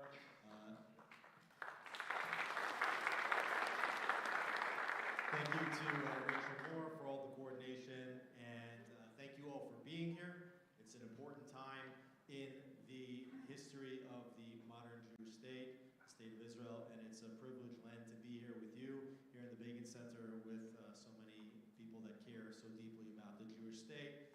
For those that don't know Len Khodorkovsky was called by the Jerusalem Post the State Department's secret weapon. You were in the State Department, you were a senior advisor to the Undersecretary for Economic Growth, Energy, and the Environment, a senior advisor for Global Public Affairs, a Deputy Assistant Secretary of State for Digital Strategy. A lot of these jobs also had marketing and creative attached to them. So we'll take that with a grain of salt here, we'll see. But we're here to talk about what I think everybody understands is the principal threat to the state of Israel, and one of the principal threats to the entire free world at this time, which is the Islamic Republic of Iran.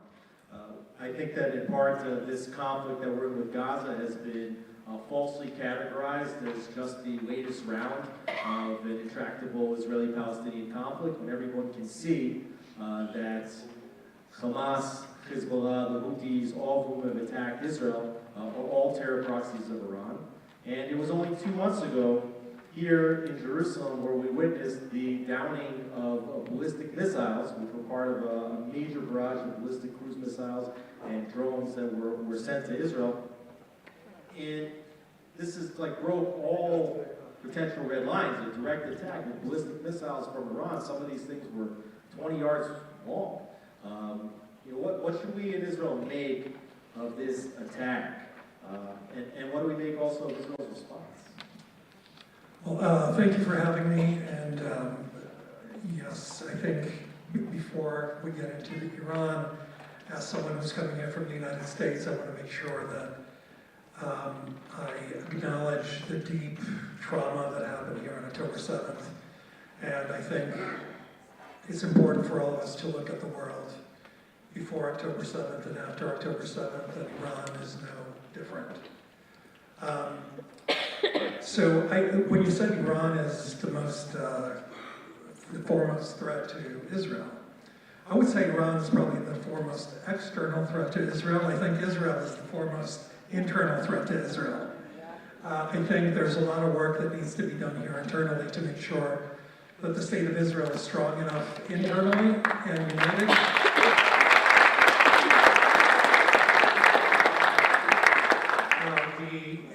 The people of Israel cannot afford to have a house divided. The world is not a friend of Israel, as you've noticed. Even though the American people still support Israel, about 80% to 20% or so, I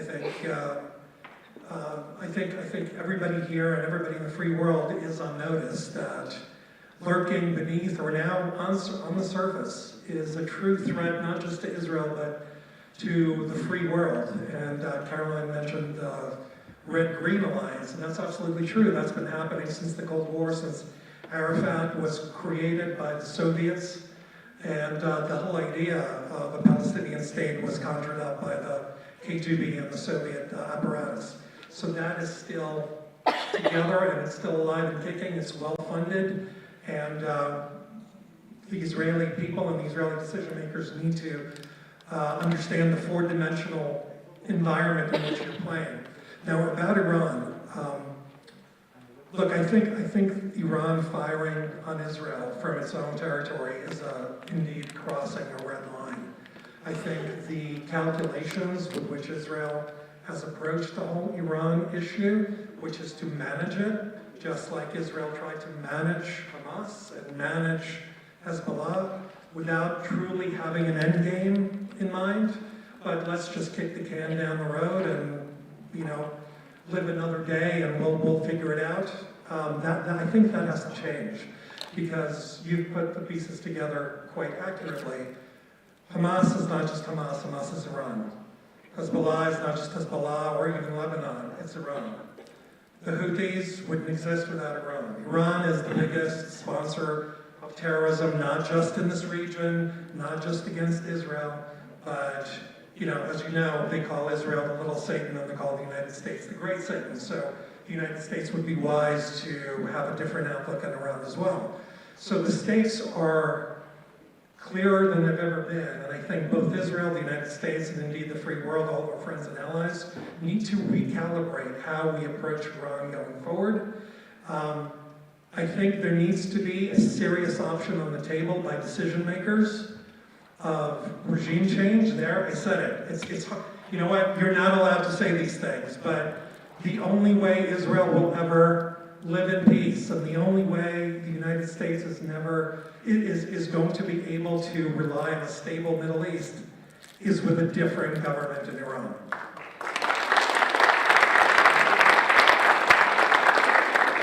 Until now, and you just alluded to it, Israel has really been, quote unquote, managing the conflict, right? We've seen Stuxnet virus, assassinations, strikes here and there, certainly striking against the movements of weapons through Syria and elsewhere. And Prime Minister Netanyahu has been talking about the Iranian threat for a long time. Even went into Congress in 2015 to oppose the Iran nuclear deal. But ultimately, and then he went to the UN, right, and he showed the bomb and he said, this is the red line, and Iran's right here, and that was many years ago. And they just continue to develop and advance their nuclear program. So Israel really hasn't prevented Iran from crossing that nuclear threshold. We've been managing the conflict. And as you said, there's before October 7th, there's after October 7th. You did mention regime change. I don't know to what extent Israel can affect regime change. Maybe there are things that they can do to aid in the process toward regime change. But what are Israel's policy options here now after October 7th in terms of A, managing the conflict, or B, figuring out a way to solve this thing once and for all? As always, Israel finds itself in the most perplexing situation that would make King Solomon jealous, Look, I think you have to be realistic. There's been a traumatic event here. Israel, the Israeli government put out 3 objectives in terms of what it wants to accomplish with its operations in Gaza. Get the hostages back, make sure Hamas is no longer able to conduct an attack like October 7th, and then figure out some way to manage Gaza going forward so that it can no longer present a threat going forward. So those are 3 practical considerations, and I still think that those have to be the foremost priority for the Israeli government. And you got to solve the crisis right in front of you, triage it, and then we'll deal with the next step. Now, Hezbollah has made that more complicated in recent days. Certainly, Houthis firing on Israel directly is unprecedented. Iran firing on Israel from its territory is unprecedented. So I think you need to have those things in the back of your mind. But Israel has 3 options, really. Go back to the way Israel managed Iran before October 7th, which is to manage it, have sporadic activity against Iran, send messages, delay the doomsday scenario as much as possible, deal with its proxies in a way that keeps them at bay. So pre-October 7 mindset, I don't think that's an option, frankly. The other extreme is to go directly after Iran. When Iran fired on Israel, I think that was a seminal moment for Israel, and if that weren't the opportunity to go directly after Iran, then I think at the very least, that opened the door to that kind of a consideration being on the table somewhere down the road, because as I said, there's no way Israel is going to have peace unless the Iranian regime is history. Now, the in-between option there is to go harder against Iranian proxies and completely make them irrelevant as much as possible, so that Iran cannot fight through its proxies against Israel. So if Hamas is gone to some extent, if Hezbollah is gone to some extent, if the United States does again what it did under the Trump administration and squeezes Iran economically and diplomatically, and it makes it very difficult for the Iranian regime to support its proxies. I think that will create much more space for Israel to have a long-term peaceful scenario that could be planned out. But in the end, it is not a call of the United States government, it's the call of the Israeli government. If the Israeli decision makers decide that they no longer want to put up with the kind of scenarios that you're putting up with today, but not just today, for the last, 15, 20 years since Hamas has been in power, Israel has played the game of entertaining incoming rockets every so often and treating that as a fleeting problem. So if that approach changes and the Israeli government decides that they're no longer willing to do that going forward and solve the problem once and for all, well then that's a test for the Israeli decision makers and the Israeli people. Because my question to all of you and everybody who lives in Israel is, do the Israeli people want to solve this problem once and for all, or do the Israeli people want to manage this problem? And how do you want to manage it, and who are you going to elect to deal with that issue? Certainly,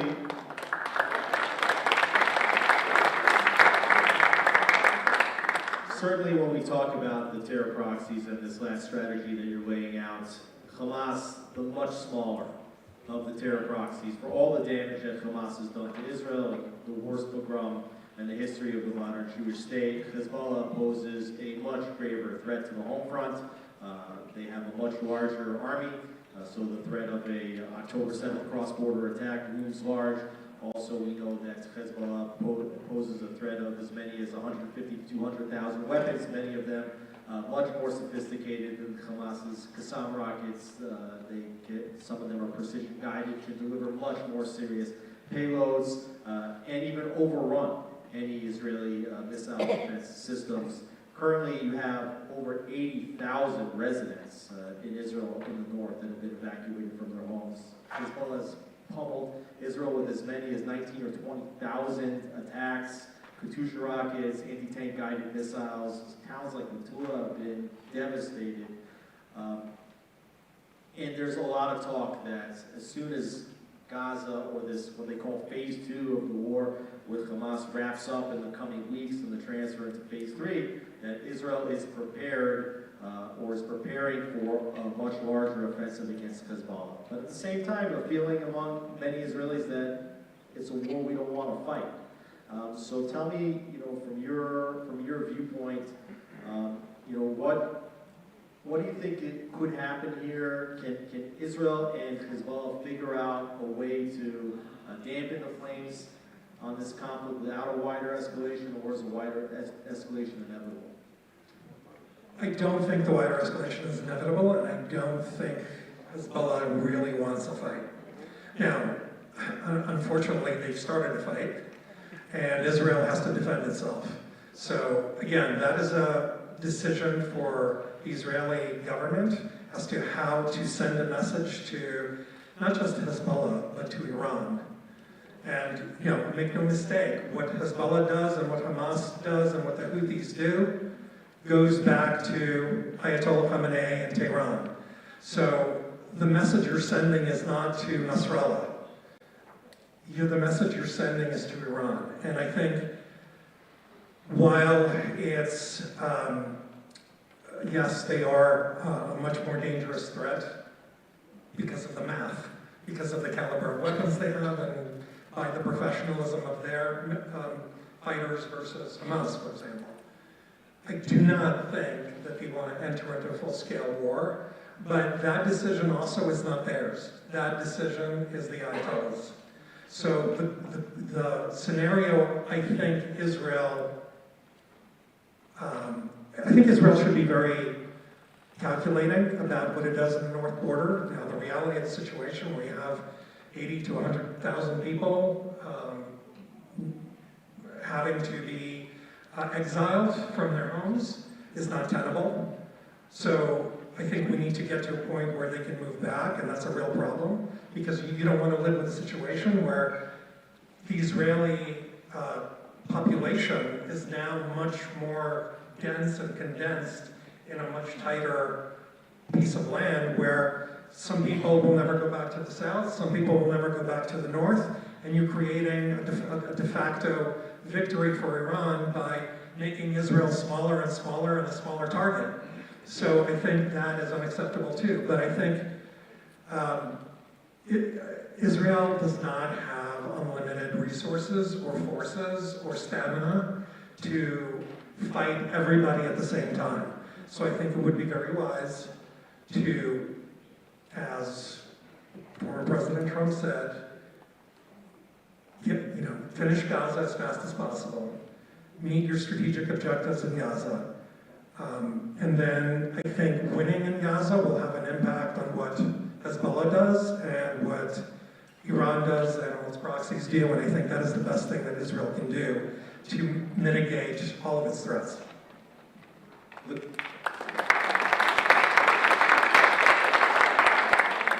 current flare-up is all taking place ostensibly before Iran becomes a deliverable nuclear power. And yet we all understand that Iran is very quickly trying to cross that threshold and become a nuclear power. Tell me, A, how Iran's crossing that threshold and becoming a nuclear power changes the strategic calculations, completely changes the game in the region, and more importantly, can anybody, Israel, the United States, anybody stop Iran from fully developing nuclear weapons? Only Israel can have the best chance at doing that. And now, from what I understand, every single political leader here has stated that's unacceptable. And a nuclear Iran is unacceptable to Israel. As we sit here today, Iran is very close to being a nuclear state. Now, that doesn't mean that they're going to use their nuclear weapon. It doesn't mean they have a delivery mechanism that could bring a nuclear warhead here or other places. But that wasn't the calculation of Prime Minister Netanyahu or anybody else when they said Israel is not going to entertain the possibility of a nuclear Iran. I think we're pretty close to a nuclear Iran. Now, I asked someone who worked inside of the American government, I can tell you, America's not going to solve this for you. So no matter how staunch we proclaim our solidarity with the Israeli people, and the American people do feel for the Israeli people, and they want to make sure that Israel survives, not just survives, but is a strong country. The United States is not going to act first, and certainly not going to act first when it comes to this issue. I think Israel has to lead, and I think the decision makers have no choice but to make that decision, if they haven't made it yet, as to exactly what they're prepared to do and how close are they willing to entertain the regime coming to an actual deliverable nuclear weapon before acting. Because, this is not a sure thing. Even though there is capability here in Israel to attack multiple facilities, we know where a lot of them are. Some of them are easier to get to than others. I know that Israel has capabilities inside of Iran to sabotage various things and make it difficult for Iran to do what it wants to do through, in its nature. But that is Israel's decision. And, in a democracy, it all comes down to what do the people want? Because in the end, you're going to hold your leadership accountable. And I raise the question to you is, what do you want? Are you willing, after October 7th, to entertain a nuclear Iran or are close to a nuclear Iran? Who are you going to put in office to deal with that issue? Are you willing to live, year to year, month to month, until the news breaks that Iran is now a nuclear power? That is not for the Americans to decide or anybody else. That is for the Israeli people to decide whether pre-October 7th and post-October 7th are different, and what are you willing to create as a new reality here. And also, of course, what consequences Israel will have to absorb, both from not taking action, also from taking action, because it's not necessarily going to be easy. When we talk about Iran, it really all goes up to the supreme leader. We had, just on Friday, elections in Iran.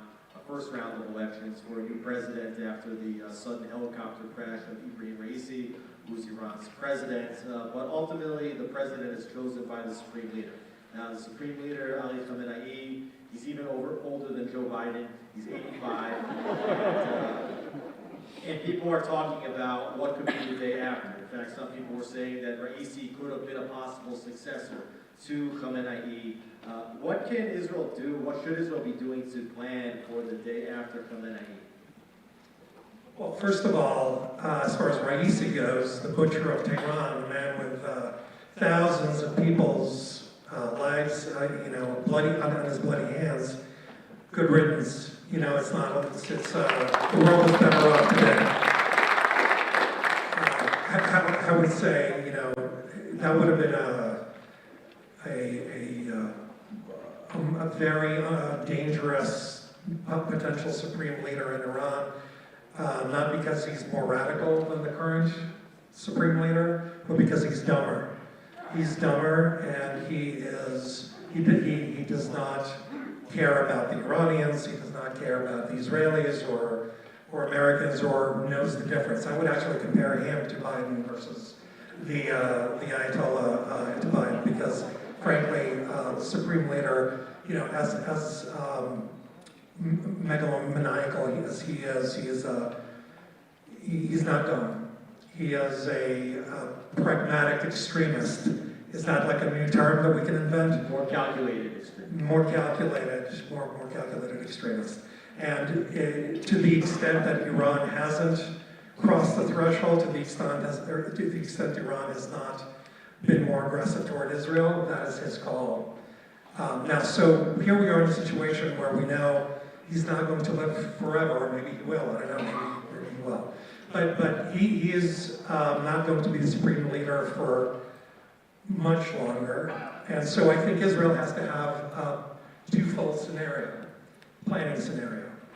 What do you do while he's in power? Because to some extent we know how he works and how he makes his decisions, and what's going to happen in the stage where there's a transition after he dies. Now that, in and of itself, while it's going to be volatile, it presents opportunities.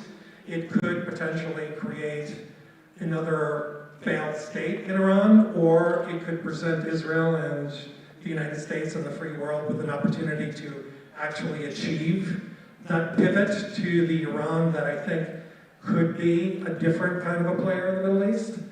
Or it could get more aggressive, because the IRGC, the Iranian Revolutionary Guard Corps, which has the most to lose if the wrong person becomes the supreme leader, because the Revolutionary Guard actually controls 60 to 80% of Iran's economy. And follow the money. That's who cares about what happens next. So I see, if things are left to them, they will install somebody who's going to benefit their pocketbooks going forward, and that they feel that they can control. But that again is a third in three possibilities of phased planning that I think needs to be done. So while there is time and there are options, Israel is much closer to Iran than the United States, and it's for Israel to make sure that they take these opportunities seriously. Let me just add one more thing, because I've worked on the Iran portfolio at the State Department. I've also worked with the Iranian diaspora, and I've talked to many people inside Iran as well. And I think you have to remember that the people of Iran are different than the government of Iran. The people of Iran hate the regime. It is no coincidence that at every protest in the Western world that is pro-Israel, you're seeing Israeli flags, you're also seeing the old Iranian flag, the pre-Islamic Republic flag, right alongside the Israeli flag, standing by the Israelis, because the Jews and the Persians, or the Iranians of the past, have a long history, as many of you know, going back to Cyrus the Great. And 2,500 years ago, those of you who are scholars in the Old Testament and the Bible, remember that it's Cyrus who liberated the Jews from Babylon. It is Cyrus who allowed the Jews to come back and rebuild the temple in Jerusalem. It is Cyrus who helped finance the rebuilding of the temple in Jerusalem. The Iranian people remember that, and to them, Cyrus is just as important as Cyrus is important to the history of the Jewish people.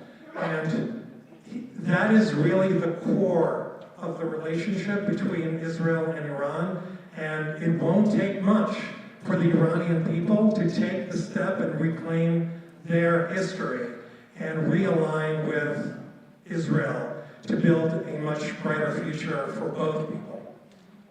We saw during the Obama administration that Obama specifically did not stand up and support those that came out into the streets during the Green Revolution. He supported the Iranian regime. Later in his administration, obviously, he signed the JCPOA, Iran nuclear deal, which provided a lot of funding toward the Islamic Republic. You worked in the Trump administration. Trump pulled out of the JCPOA, among other things that he did here in the Middle East. And the Biden administration tried, but failed maybe to get back into the JCPOA, even though there was sanctions relief that was provided. We're coming up now on what seems to be a very important election for the free world in general, and certainly for the United States. How important is November's election for the state of Israel, particularly vis-a-vis Iran? Wow. Well, you've seen how the Biden administration practices its support of Israel. You've seen its policies related to the Middle East, not just toward Israel, but toward our friends in the Arab world. Unfortunately, the Biden administration pivoted 180 degrees from what worked. Don't ask me why. I think it's, from my perspective, it's been diplomatic malpractice at the very least. The momentum after the Abraham Accords, after our policy on Iran was headed in absolutely the right direction. I think the Iranian regime was on its at its weakest state since 1979, when Trump left office. By any measure, the Iranian economy was in shambles. The Iranian GDP has declined by a third over the Trump years. The Iranian regime wasn't able to support its proxies, Hamas, Hezbollah, and everybody else, to the extent that they have in the past. That matters to Israel. You know, if Hezbollah, which it did, has to put out like charity boxes in local grocery stores to collect and fundraise because Iran isn't sending money anymore, that makes a difference to Israel. If Hamas wasn't getting, $30 million a month from Iran, that changes the calculation as to what they're willing to do. So I think the obvious difference between one approach or another approach is, well, it makes a ton of difference as to what policies exist from the United States toward Israel. And as we've seen, the policies of the Biden administration have, unfortunately, empowered Israel's enemies, have made it easier for Iran's proxies to attack Israel, have meddled in Israel's domestic politics. That is, I think that's unheard of in the past as far as the American policies go. Maybe, no, I shouldn't say that. Before Biden and Obama tried to do that. But the truth of the matter is, you don't need to answer that question. I think the Trump policies benefited Israel and benefited its neighbors, which made it possible to create a new formula for the Middle East, where Israel doesn't have to worry about Arab states every 5 minutes acting against them, instead building a future for both the Jewish people and the Arab people going forward. And the reversal of that has caused the opposite. Now you're seeing Israel's Arab neighbors hedging their bets. They're waiting to see what happens here. I think Caroline was absolutely right. Israel has to win decisively so that the Abraham Accord partners and future partners will have confidence that they're dealing with a stable government that can hold it together and make sure that whatever deals that they put together aren't going to be reversed, they're not going to be change with every new administration. But that can only happen with a strong Israel and decisive victory. If Israel does not have a decisive victory, I think you will see Saudis make it much more expensive to make whatever deal is on the table. You will also see, the Emiratis, Moroccans, and Bahrainis, and others, potentially Malaysians, Indonesians, Omanis, reconsider whether their future is with Israel or whether they need to lean toward China, for example, or lean toward Russia. That is not good for Israel either. So I think, to make the long answer short, it makes a hell of a lot of difference. I think we could have talked for another hour on this. There's a lot to discuss, but thank you so much for providing your insights. I think you've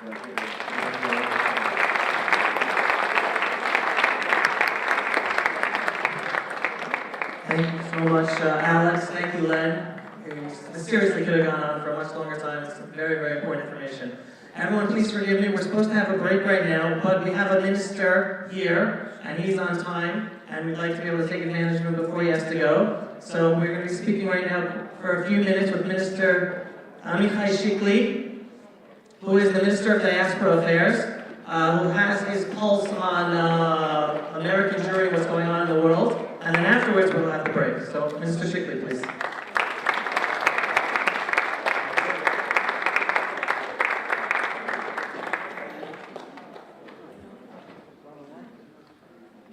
So, first of all, Minister, thank you so much for joining us this evening at our conference.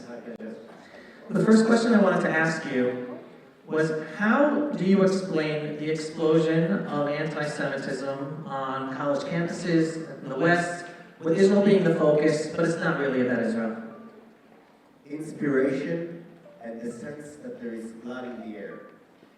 Meaning, October 7 created a momentum for Hamas supporters, for the jihadist supporters, for anti-Semites. It sent a message that Israel is vulnerable, and this is now the time to attack her. This is not the time to go all the way against the state of Israel. And I think that one of the key facts that we need to remember is that the demonstrations against Israel in U.S. campuses and all across the globe started long before the ground operation in Gaza. This is one. And second, which is also very, very interesting, is that the day after October 7, you already can see that they have all the graphic design, all the slogans, everything was set, everything was ready. And this is also something that I think it's a bit optimistic, because it's not a natural response that is coming from the ground, but it is a well-orchestrated effort by organizations such as KIM, AMP, SJP, and other organizations who are, many of them are related, at least ideologically, to the Muslim Brotherhood, and we are examining to learn if their connection is more than ideological, but actually a direct link between them and Hamas or PFLP, etc., etc. So this is the one part of the question, and the second, I think, is that we can see the what we call the Red and Green Alliance once again, neo-Marxist radicals who hate the state of Israel, who hate the idea of nation states, who hate the idea of truth, and they are collaborating with the jihadists. Just like they cooperated with the jihadists in 1979 against the Shah, that was mentioned a moment ago, regarding Iran, and as they do for many, many years. So now they have a momentum. I think this is also an opportunity. This is also an opportunity, and we can see many students all across the world who, especially now, care more about the Jewish identity, their Zionist identity. They are willing to fight back, to be proud Jews. And our main efforts in the Ministry of the Diaspora is to empower those students, is to support them, and all the organizations who are related to these kind of activities. So as a follow-up to that question, since you're referring to the fact that it is a red queen, or as I call it, also the Marxist Islamist alliance revolution, which is not just about Israel, but we're the canary in the coal mine of Israel. Right, the destruction of America and the West. What is Israel's role in bringing about a solution, understanding it's not just about us, but it's really a global warfare? I think first and foremost is to be who we are in the deepest sense. It is not a coincidence that the neo-Marxists and the jihadists are against the state of Israel. I once had a fascinating conversation with Professor Shalom Rosenberg, who passed away a year and a half ago. And Professor Rosenberg said, pure goodness never appeared on the face of earth. Pure evil appeared in Auschwitz, Treblinka, and Majdanek.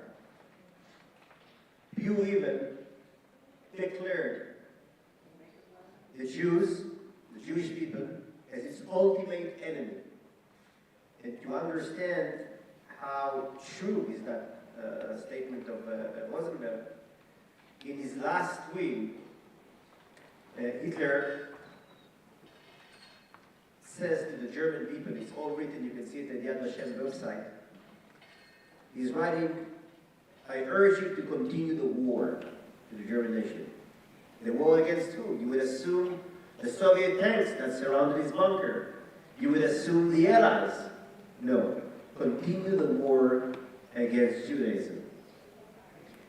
Ultimate evil, declare a war on the Jews as its ultimate enemy, and then Shalom Rosenberg said, we need to ask ourselves, how are we the enemy of evil? And I think that unlike 1948, the Independence War, or the Six-Day War, or the Yom Kippur War, there is something unique in October 7, and this is the level of brutality, of barbarism, of evil that we have not witnessed since World War II. Pure evil. And I think that we should be very proud to be the enemies of pure evil and the enemies of everyone who supports Hamas. And I think that we represent the opposite of pure evil.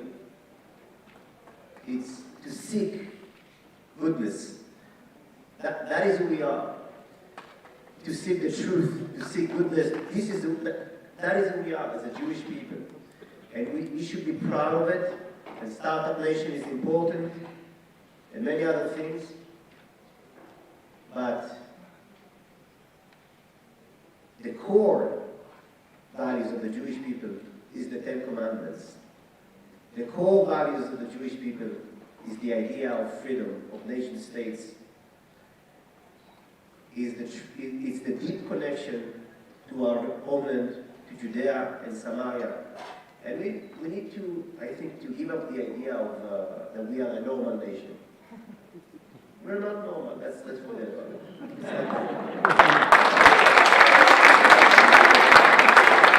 Amen. We are the Jewish people.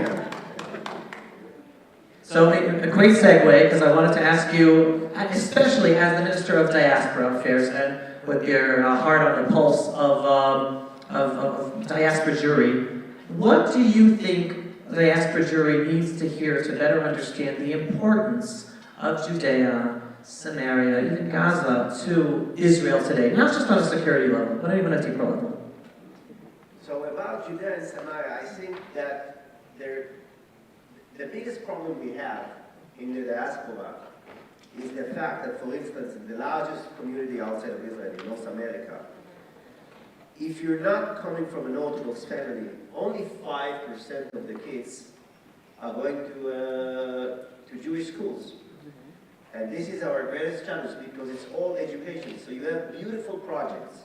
You have Birthright, and you have the summer camps, and these are really powerful projects with a lot of impact, and I think it's really tremendously important, but it's not enough, because eventually it's all about Gilsa de Antuta, and we need to teach the kids. They need to learn Torah. They need to know the Bible. They need to know the Sefer Torah. They need to be proud of their identity. How can you be proud if you don't know nothing about Jewish identity? And you think that this is all about Tikkun Olam, and the most important thing is to go and fix a house in Mexico. I am for Tikkun Olam, but we have some other missions before. Right. I like to say, if anyone goes to the actual text, it's L'taken Olam B'malchut Shakai, and it's about the Jewish people making the world a better place in God's kingdom in the land of Israel. So regarding Judea and Samaria, first you need to know who is Joshua, who is Caleb. By the way, I think the language. No Hebrew, no Tanakh. You cannot translate. Alo na'ale ve'arashnu אותה כי נכון נוכל לה. טובה הארץ לא. You cannot translate these words to any language. Just to translate as best as possible, Jews go up and liberate and conquer your homeland. That's from the Bible. גמרת את המשפט. And final question, because I know your time is valuable, and we have to take a break here. Knowing we're in the middle of this war, knowing we don't know what's going to be up north, if, when, all a question mark, what is your message to Jews in Israel and around the world as we move forward as the Jewish people today? First of all, I think that one of the most deepest idea of Judaism is to wake up in the morning and to say, whatever the circumstances, Modeh ani. Thank you. Thank for what we have. We have a state. We have a strong army. We have a strong nation. We have many young men and women, and not just young, who are committed, who are fighting in the IDF or in US campuses. And I believe in the future of our people and the message that we carry for thousands of years, which is relevant now more than ever. Lo tirtzach is relevant now more than ever. Don't kill. Anochi Hashem Elokecha is relevant now more than ever against the relative morality perspective that destroy Western civilization. I think we have a crucial role as a nation today, and it's not a coincidence that we are being attacked so furiously from all across the world. But also, we have very good friends all across the world. We have election now. We had election now for the European Parliament, and you can see that those parties who stand by Israel, if it is Vox in Spain, or Partido Popular, or if it's Orban, or if it's many other conservative parties who support Israel, they all became more powerful. So there is a process of awakening, and October 7th had a huge impact on Europe, because for the first time, you could see, fast forward, what is the meaning of radical Islam? This is not a joke. This is not theory. It can be very, very serious. And I think that many people all across the West are opening their eyes and saying, Israel is fighting a just war. And we need to support, because it's our war as well. And I think there are many, many reasons to be optimistic about Gaza. I think that Hamas is in a terrible situation. I don't think we finished. We're not close to finish. There's a lot of work to do. It will be just like Chomat Magen, protective walls. So you have the intense period, and then you have at least a year of continuing until they are smashed enough. And we are on the way, and the soldiers are doing an amazing job.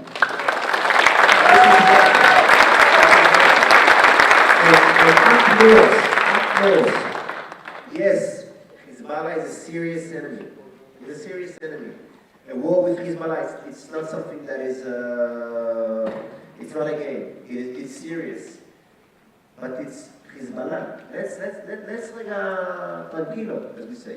Okay? We can win Hezbollah. We can win Hezbollah and Iran. We have the capabilities. We have the resources that we need. We need to be very picky on the timing. We need to choose how and when exactly, and to take the right decisions without panic, without being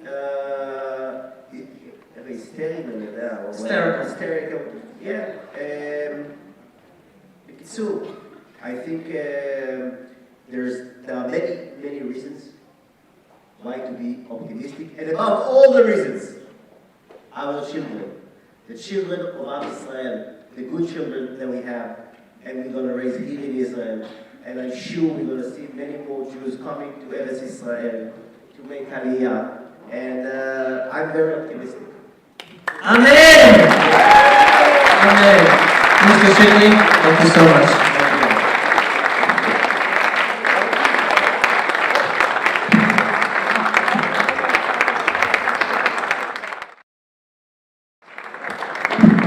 Everybody, a little late, but we have a 20-minute break. There's some food. Enjoy, and we'll be coming back in 20 minutes.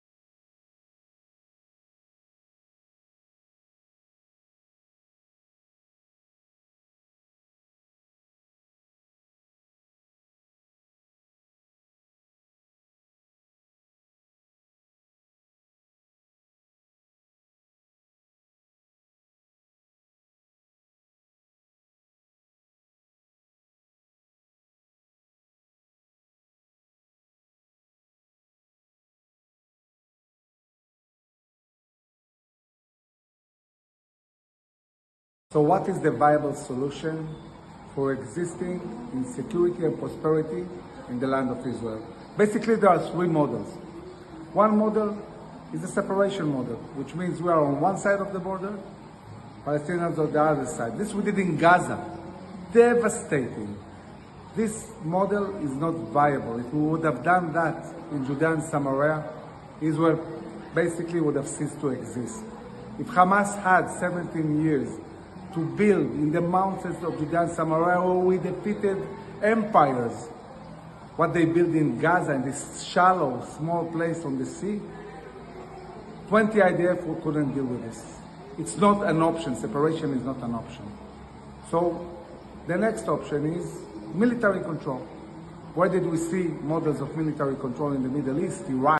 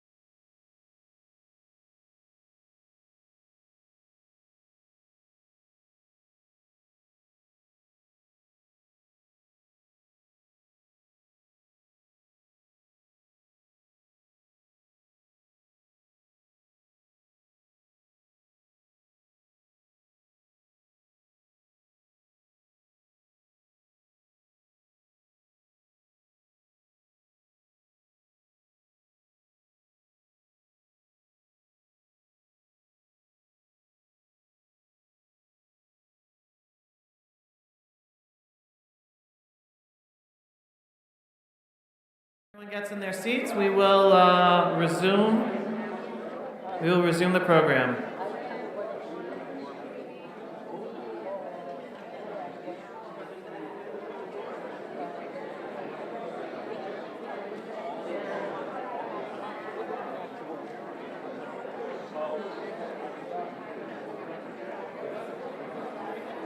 As you're taking your seats, I just want to say thank you to everyone who is still here with us.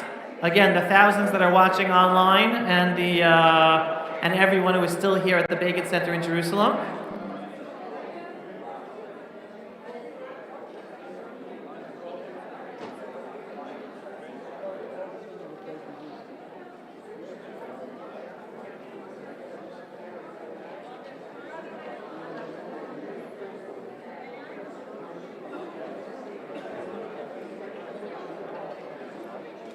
All right, if everyone could be quiet, we're going to start with a video.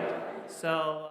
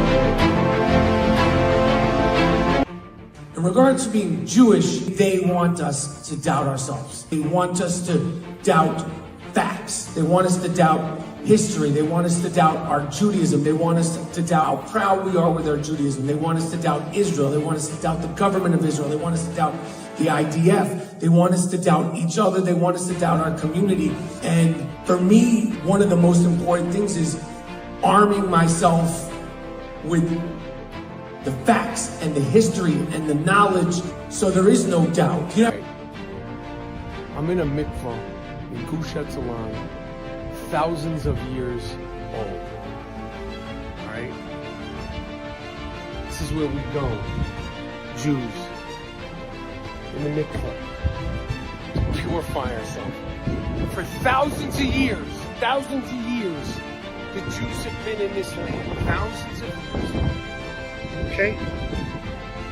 Does it look like it was made in 1948, 1958? This is Jewish land. It's been Jewish land for thousands. You think this started in 1948? You think this started in 1967, 2005? This is Jewish, ancient land. The greatest day, the single greatest accomplishment from Gaza was October 7th. The greatest thing, the greatest invention, the greatest contribution to their own society are the tunnels. That's the sea. Over there, it's Tel Aviv. That's the sea that you are talking about. Walk with me. That's the river. Over there, past Jordan, is the river. All right, that's the river, that's the sea. From the river to the sea. And I'm on the high mountains. First of all, you're not getting all this, you think you're getting from the river to the sea? That's not happening. And this idea of two-state solution, if we give you this, you see what you're on top of? You think you give terrorists a view of Tel Aviv, a view of Jerusalem, to shoot and at the people of Israel?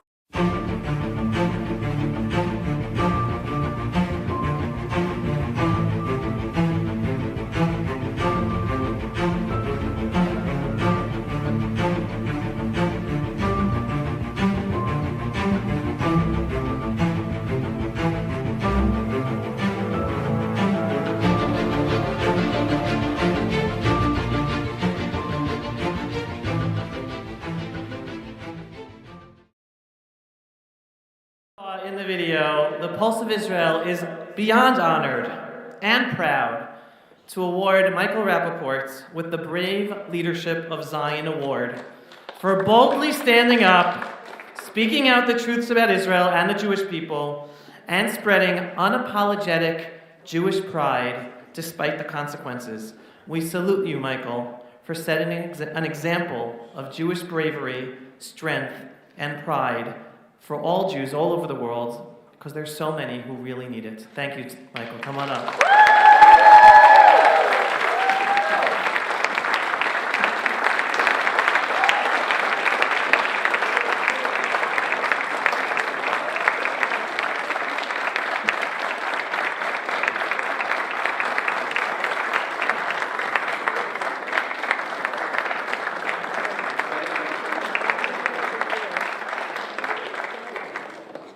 I appreciate that very much. I love that video. I will not be saying any of those bad words in here tonight.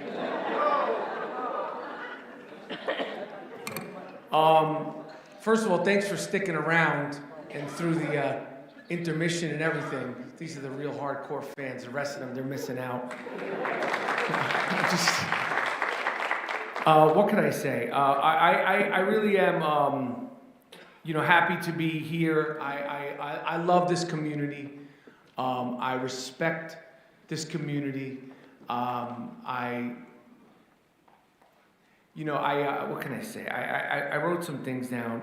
First of all, I always have to lead with, because if this is ever seen by anybody outside of this room, I want to make sure I say the thing, which is seems to have been a bad word is free the hostages. That is the first thing and foremost thing, is free the hostages by any means necessary. I am honored to be here. I feel like I am at home. I feel like I am in home base.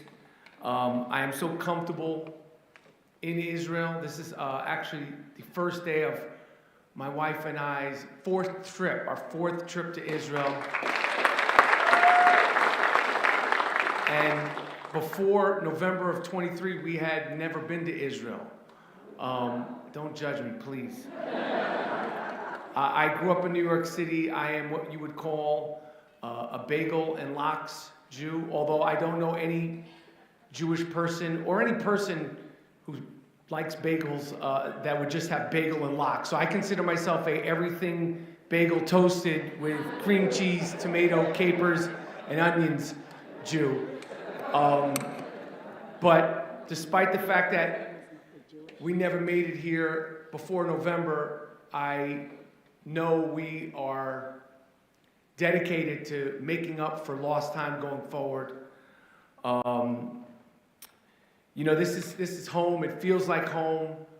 I feel so comfortable here every moment that we've been here, and to be totally honest, I can't even catch a cab by myself because I speak a horrible Hebrew, but I still feel so comfortable here.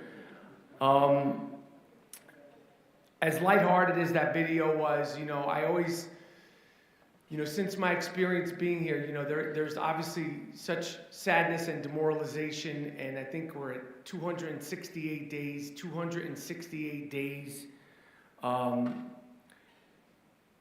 that we've been all, and I know all you guys are dealing with it closer than any way that I'm dealing with it, just the heartbreak and the demoralizing, life-changing situation that is continuing since October 7th. The fact that there's so many people who have had families that have been destroyed, so many people that are suffering, so many people that haven't been able to mourn properly, because how can you mourn properly when this continues to go on?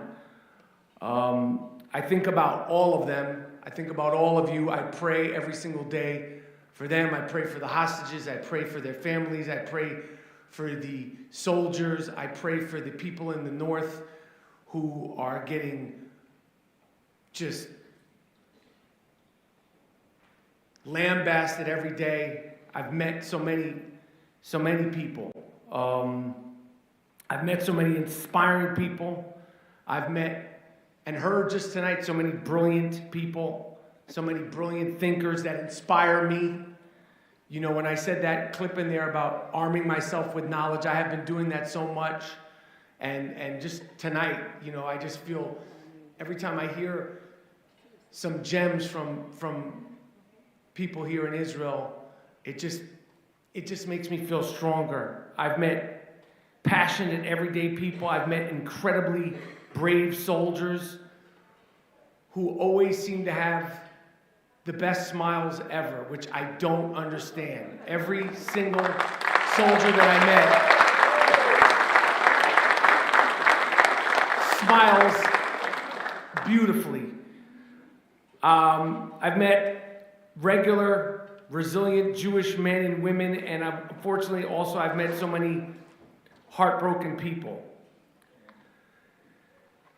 You know, with everything that's looming in the north, I'll be honest, I texted Carolyn Glick, who I am friendly with, and I said, yo, Carolyn, are we crazy for coming back right now? And her response was, and I quote, I don't think you're crazy to come back now.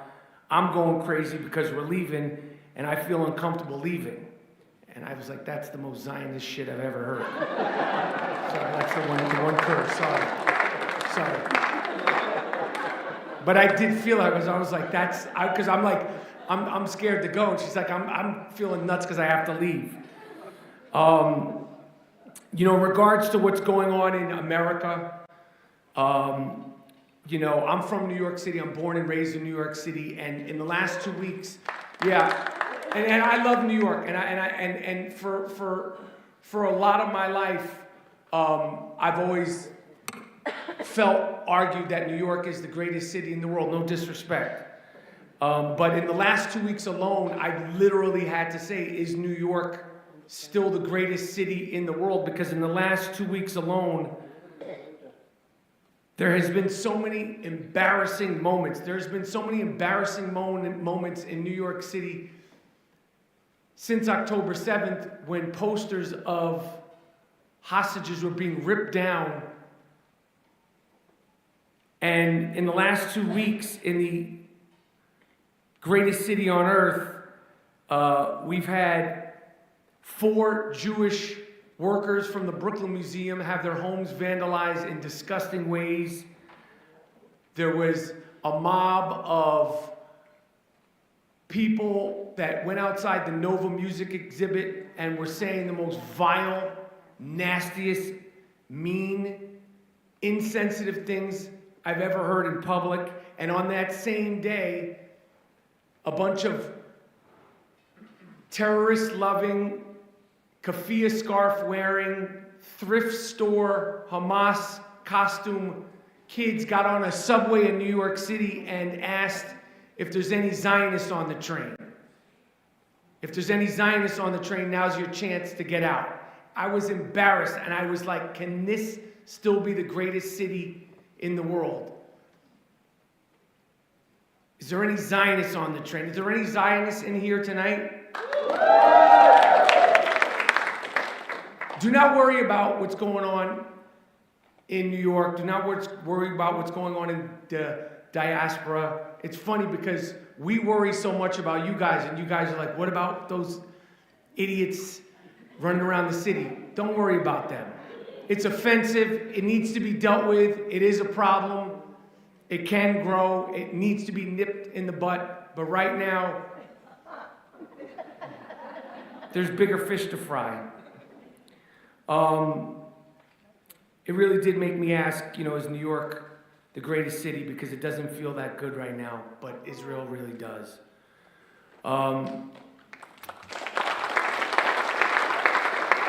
And I don't need to say this because, one of the things that I have been saying to people in America is to never doubt your Judaism, to never doubt yourself, to never doubt your Judaism, because these terrorist people, they don't want to just prey on us physically, they want to prey on us mentally, and they want us to doubt ourselves, they want us to doubt each other, they want us to doubt our government, they want us to doubt other Jews, they want us to question ourselves, and do not do that. And I strongly, strongly urge, and I'm doing the same thing, to stick together, to be together, no matter what level, no matter what denomination, because it was proven on October 7th, it doesn't matter what kind of Jew you are, what kind of Jew you think you are.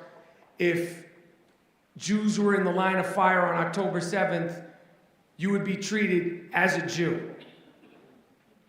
We must stand with each other more than ever. I am praying for the hostages. I'm praying for the families. I'm praying for the people of Israel. And I know you guys know this, but the Jews are never going anywhere. And Israel certainly isn't going anywhere. I'm Israel Chai. Thank you guys.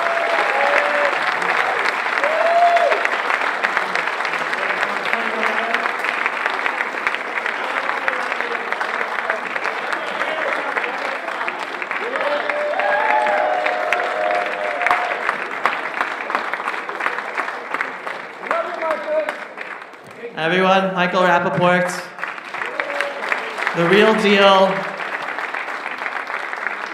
a real strong-hearted Jew who really is an example for so many of us today. With that, we're going to have a little change in the program, and I want to invite up Shay Kallach to give us a few words. And this is very important. You have to understand who Shay is. For those of you who do not know, some of you in Israel might know him. Abroad, I don't know how many of you know him. Shay is a former IDF Air Force pilot, and really the only IDF Air Force pilot who was vocal against the refusal of Israeli soldiers, officers, and pilots during the whole judicial reform protest movement. He literally raised an organization from scratch on his own, raised money for public campaigns to make a difference and to out and shame those officers and pilots who were openly supporting refusal to serve and do their service. And a little known story that is important for people to know, and I heard this directly from Shay when he spoke about it. Shay was called up for Miluim, for IDF reserve duty on October 8th, and he went to his Air Force base. He still serves. He got to his base, and a number of his high commanding officers were very unhappy to see him, and they basically said, Shay, go home, we don't want you here. And Shay said, wait, what's going on? I came to serve, Miluim, it's war. He said, is this political? And they said, yes, it's political. So understand this for a second. The reality of our situation is, we have a reserve Air Force soldier, the only one to publicly call out refusal to serve, and his high command threw him out of the army. Right? That just gives you an inkling of the challenge, of the internal challenges we are dealing with in Israel today. Israeli reporter Amichai heard about what happened and called Shay right away to verify if it's true. Shay said, yes, it's true, but do not publicize it, because this was in the beginning of the war, and unity of the Jewish people was more important to Shay than getting the truth out about what happened to him personally. And he didn't want to hurt the unification of Am Yisrael, the Jewish people, at the beginning of the war effort. But Amichai on his own basically called up the commanding officers of Israeli Air Force and said, if you do not give Shay his role back in the Israeli Air Force, I'm going to publicize and shame all of you. And because of that, he was taken back to reserves, even though they gave him a different base and a different role than before. So Shay, if you could come and join us up here and give us a little more words for Israelis and Jews and non-Jews around the world to understand the challenge we're up against internally.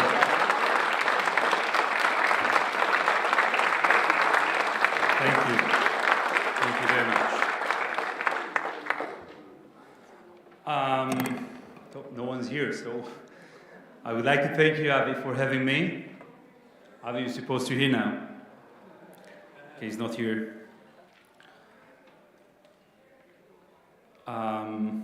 So I would like to commend him for his perseverance of this conference, but he's not here. Okay. Okay. So thank you for. So first of all, thank you very much for coming, and thank you for having me. So we are staying with the honored guest. I would like to raise a question, with your permission. Where was the Air Force at October 7th? Was it a betrayal? Or whether it just was a bad preparation? And I think that even if the answer is yes, I mean, if there was a betrayal, I think it's irrelevant. I mean, I think it is not important. And I tell you why. Because what have we done with the traitors? Would we hang them in the middle of town square in Tel Aviv? What have we done? Would have our problems have been solved as a result of that? Of course not. And actually we need to understand that we are in the middle of a process of sobering. I mean, we need to sober up. For 40 years of, I tried to find the word of conception, but actually the conception is conceptia. I mean, that we need to sober up from 40 years of conceptia. So even if the answer was yes, it wouldn't have done anything. So as to the question, I would like to tell you that the Air Force was exactly at the same place it was 40 years ago. Exactly the same place. It was attacking the main headquarters of Hamas around 7:20. I have a friend from my course, from my flight academy course, who served as a squadron commander, and he told me that at 7:20, the first airstrike took place. So, but again, it wasn't at the place it was supposed to be, I mean, on the border. Because, again, we are in the midst of a process of sobering of the conception. And I'm trying to ask myself, what is the source of the conception? And I think that since World War II, the world actually has been trying to achieve a global peace. What's a global peace? And actually, it has been adapting perceptions of globalization. It means simply that, to be a global village. So once we are all one big happy village, so there is no such thing as enemies. There is no enemies. Therefore, there is no need for victory. No enemies, no victory. So, ladies and gentlemen, welcome to the postmodern world. Welcome to the postmodern madness, where there is no point of truth, no point of certainty, where there is no good and no evil. So, in light of the fact that we are actually part of a postmodern experiment, I would like to raise another question. What is the danger we are faced with? And for me, the answer is simple. I think that the danger is, with no any exaggeration, the danger is an eradication of the Jewish identity. The danger is an eradication of the law of return. The danger is the eradication of the nationality law. And actually, as an eradication of our symbols, like our flag and our national anthem. And again, my friends, I think, in my opinion, that this is no exaggeration. We are facing the danger, actually, of the end of the Jewish state. And we need to understand that. So I would like to say, in the name of Rabbi Goldschmidt, have you heard about him? Who is the chief rabbi of the communities, of the European communities, who once said that, not according, leave the halacha aside. He said that not all Jews need to live in the state of Israel, but all Jews need a state of Israel. And I understand it in two main meanings. First of all, in terms of sense of security. Sense of security all over the world, like after the period after the 6-Day War. Like, just walking down the street without any fear. Secondly, I understand it in terms of be a safe haven to the all Jews all over the world. If you have a problem, if there is a rise of an anti-Semitism, and there is like an anti-Semitism, a real anti-Semitism danger in the diaspora, you can pack your stuff, you can buy flying tickets, and you can come to Israel to be a citizen of Israel in a few hours. So I think that we should ask ourselves, how have we come to a situation of such confusion by which we are forced to face actually such an existential danger? And I think it's well connected to the understanding of why have we returned to Zion after 2,000 years of diaspora. Actually, to ask ourselves, what is the main purpose of the Zionism? As I'm sure you all know, that Herzl coined a term, the term called a miklat batuach, a safe shelter, actually a safe haven. Safe haven simply means that we can have Jews, we can adapt Jews all over the world again in ours. But when we analyze this term, it stems from a negative place.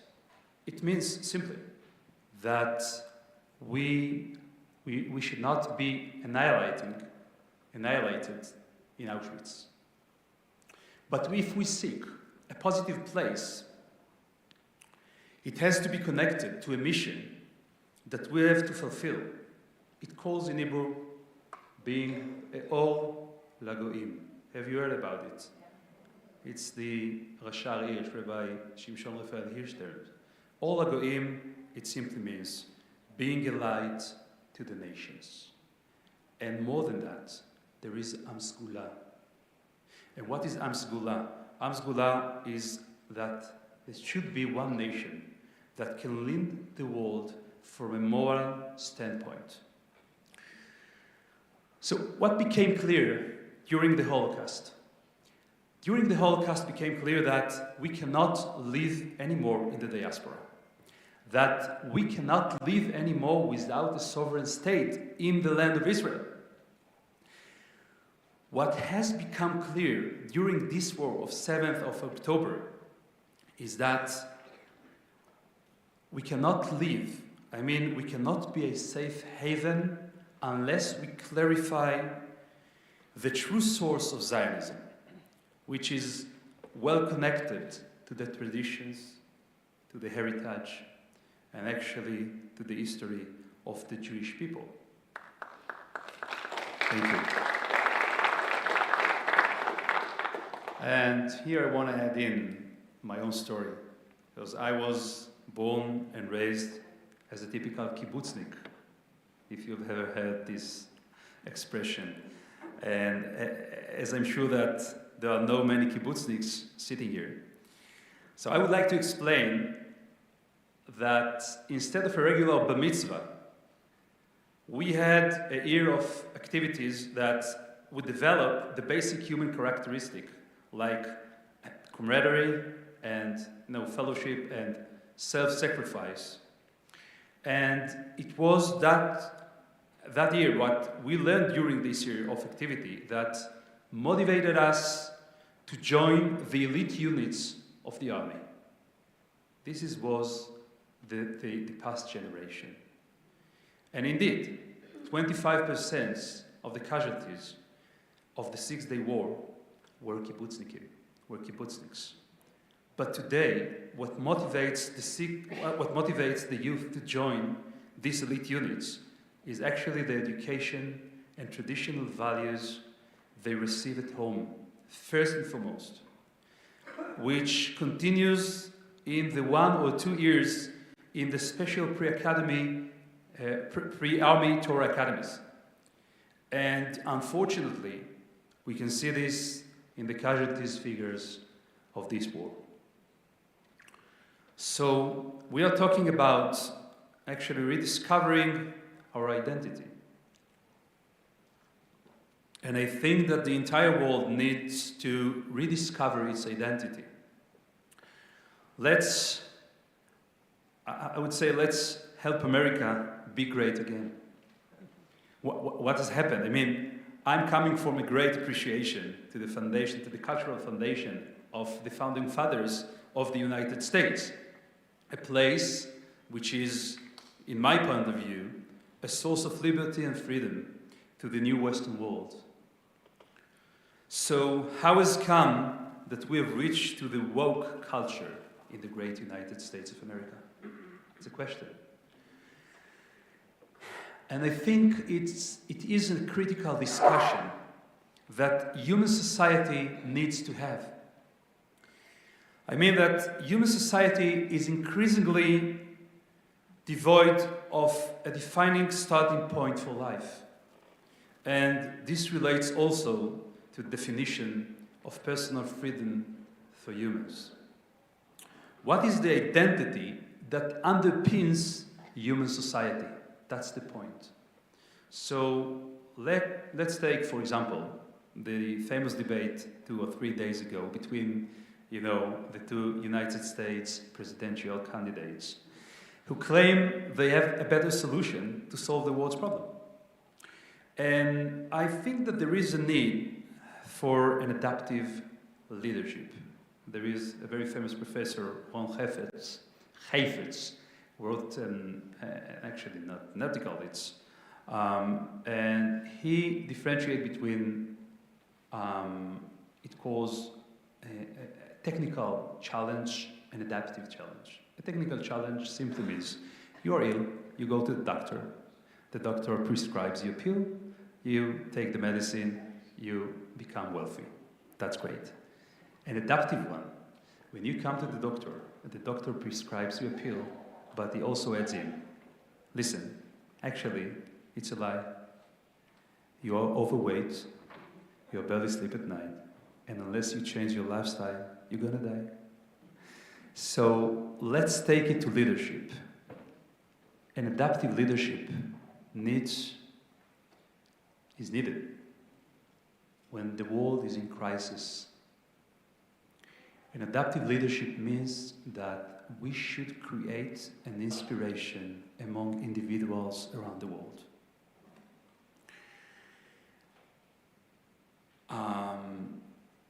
And I think that when I'm talking about rediscovering the identity of the entire world, we should not be afraid. You know, there is an afraid of nationalism. But when we analyze the nationalism, if we take it to the one end of the pinnacle, I mean to the one end of the scale, to the extreme, when you love yourself so much, so you can get to hate the entire world. This is how you can get to fascism and Nazism. And on the other extreme, when you love the world so much, you can actually get to self-hatred. But there is a solution. The solution is to start to be a Or LaGoim, to adapt the Israeli model, the Israeli role model of cosmopolitan nationalism. We love ourselves, we love Jews, and because we so love ourselves, we can love the whole world, the entire world. And this is why we help Turkey when they have earthquakes. This is why we help the Syrians when they had massacred by their tyrants. Whenever there is a need of a national disaster, Israel is always there. And just a few sentences to finish. I think that we have to realize that we have returned to the global politics. I mean, since 1948, we have returned to the global politics. Let's just presume, hypothetically, that we were to cancel the Balfour Declaration, or we were to cancel the decision of the Chaver HaLeumim. How do you say Chaver HaLeumim? The League of Nations. And let's just presume, hypothetically, that we were to cancel the decision of, I would say, the petition plan of the United Nations. Do we still have the right to live here as a sovereign state in the land of Israel? Of course. You think so. I do not think the world is actually mature to understand it. And I think that I think that this is the idea that we need to be, that is need to be developed, that when we have no independent vision, one that is not subject to the mercies of the world's nation, we lose actually international legitimacy. Because I believe that in the subconscious of the nations of the world, they are asking themselves whether we Jews are just conquerors from Europe that invaded to the Holy Land, or we are the nation that is supposed to be a Or LaGoim, nation who is supposed to fulfill the mission. That is the subconscious question of the world's nations. So we actually need to challenge the global consensus. which is anyway diminishing beyond our status as a high-tech powerhouse. The fact that the nations of the world recognize that we are unsure of our mission undermines our right to exist. So the world nowadays is ready to accept this news more than ever before, expecting us to adhere to the ethical code of Yoshua ben Nun, Joshua son of Nun, and not that one of Professor Asa Kasher. So I have a cousin, I'm finishing in 2 sentences. I have a cousin who served in the elite unit called Sayeret Matkal. Have you heard about it? And he told me years ago that the United States depends on Israel much more than we depend on it. And he actually meant by the intelligence meaning. And I'm saying, you know, we supplied intelligence to bring bin Laden and far more than that. And I'm saying it's not only a dependency in terms of intelligence, but in terms of moral message we have to offer the humanity. A message of significance for life. We have the responsibility of being the world's moral compass. And it is time we begin to articulate this to the world. So, in a world twisted by progressive monsters seeking control, we need to bring the message of certainty. And I have no doubt that this will bring huge benefit both for Israel and to the entire world. Just to know that leading the world, it's not just a matter of being a superpower. It's far more beyond. It's a question of being a source of inspiration. It's a question of being a source of morality, a source of certainty, and a source of existential meaning. Thank you very much.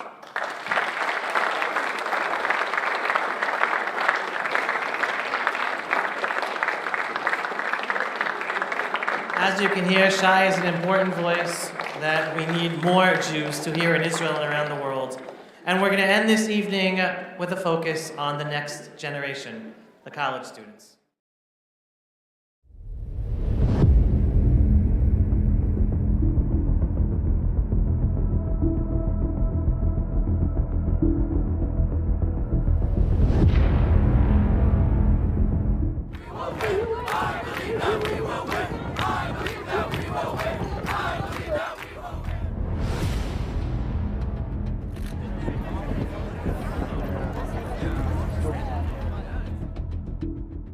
Here in the Jewish state of Israel, we literally are fighting on the front lines for our existence, for the Jewish people worldwide, and for the whole freedom-loving world. Our sons, our friends, our neighbors, ourselves, we're literally warriors on the front lines, holding our guns and in battle. Today, there is another front line for the Jewish people, and believe it or not, it's the college campuses across the world, especially the United States of America. And those soldiers on the front lines who did not decide to be soldiers on that front line are our Jewish students of those college universities. I'm Jordan Myers, Penn State. This is Eitan Moore, everybody, and now I'm talking to Evan Cohen, also University of Michigan. I'm here with Shay Kevan-Far from Los Angeles, who studies at Berkeley. All right, so here we are with Alex from Duke University. Penn State's actually been kind of unique in the fact that a lot of our, anti-Zionism and anti-Semitism and just anti-Israel experiences have been out there in the open for everybody to see. Members of the Penn Gaza Solidarity Encampment headed east towards police headquarters after leaving Penn's campus. After October 7th, almost immediately, there was student groups claiming that the massacres that we saw, at Nova and the kibbutzim in the cities in the south, was justified acts of resistance. So rape was a justified resistance.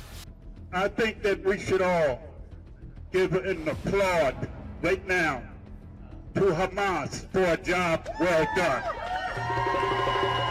when they woke up in the morning and they found the field hands in the house with a knife ready to cut their throats.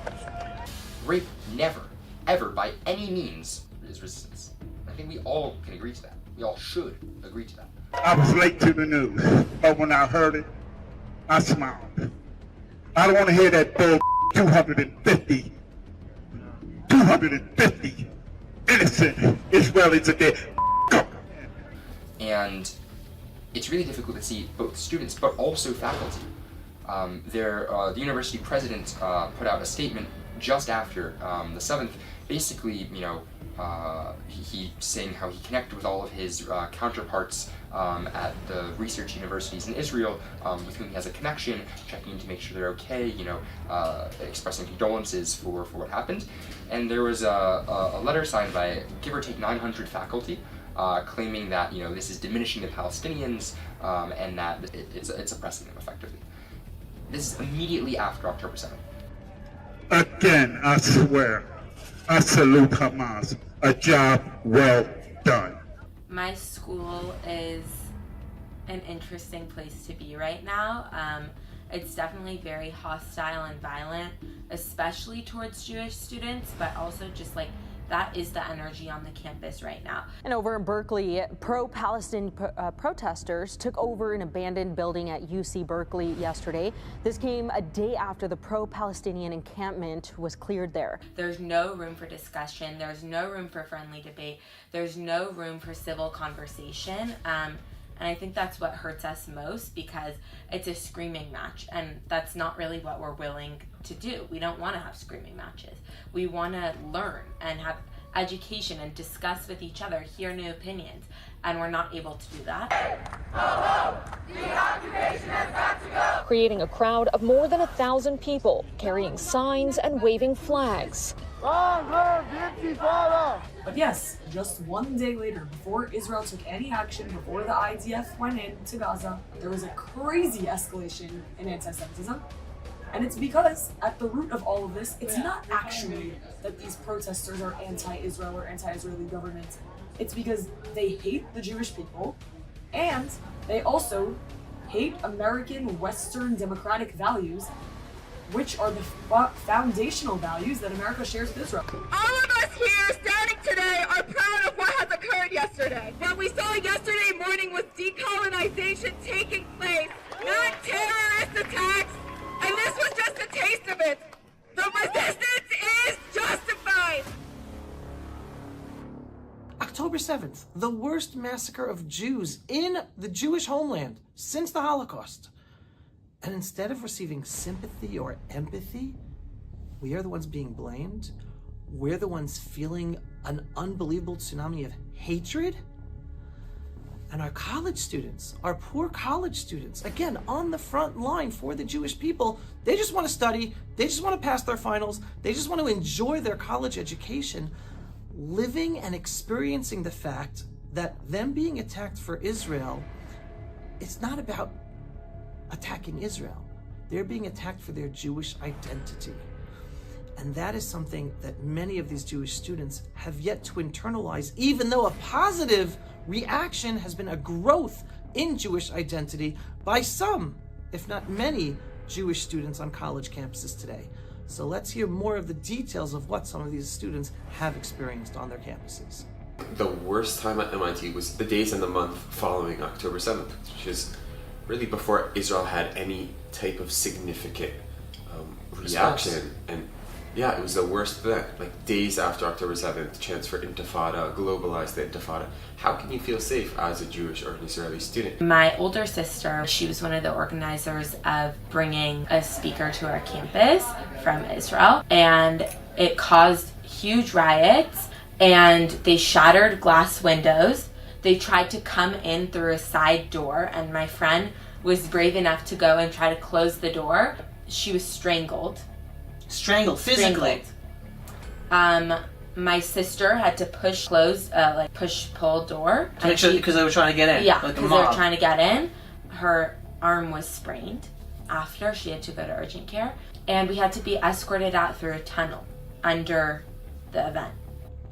These Jewish students of ours on these college campuses, again, they are the front line of the Jewish people today.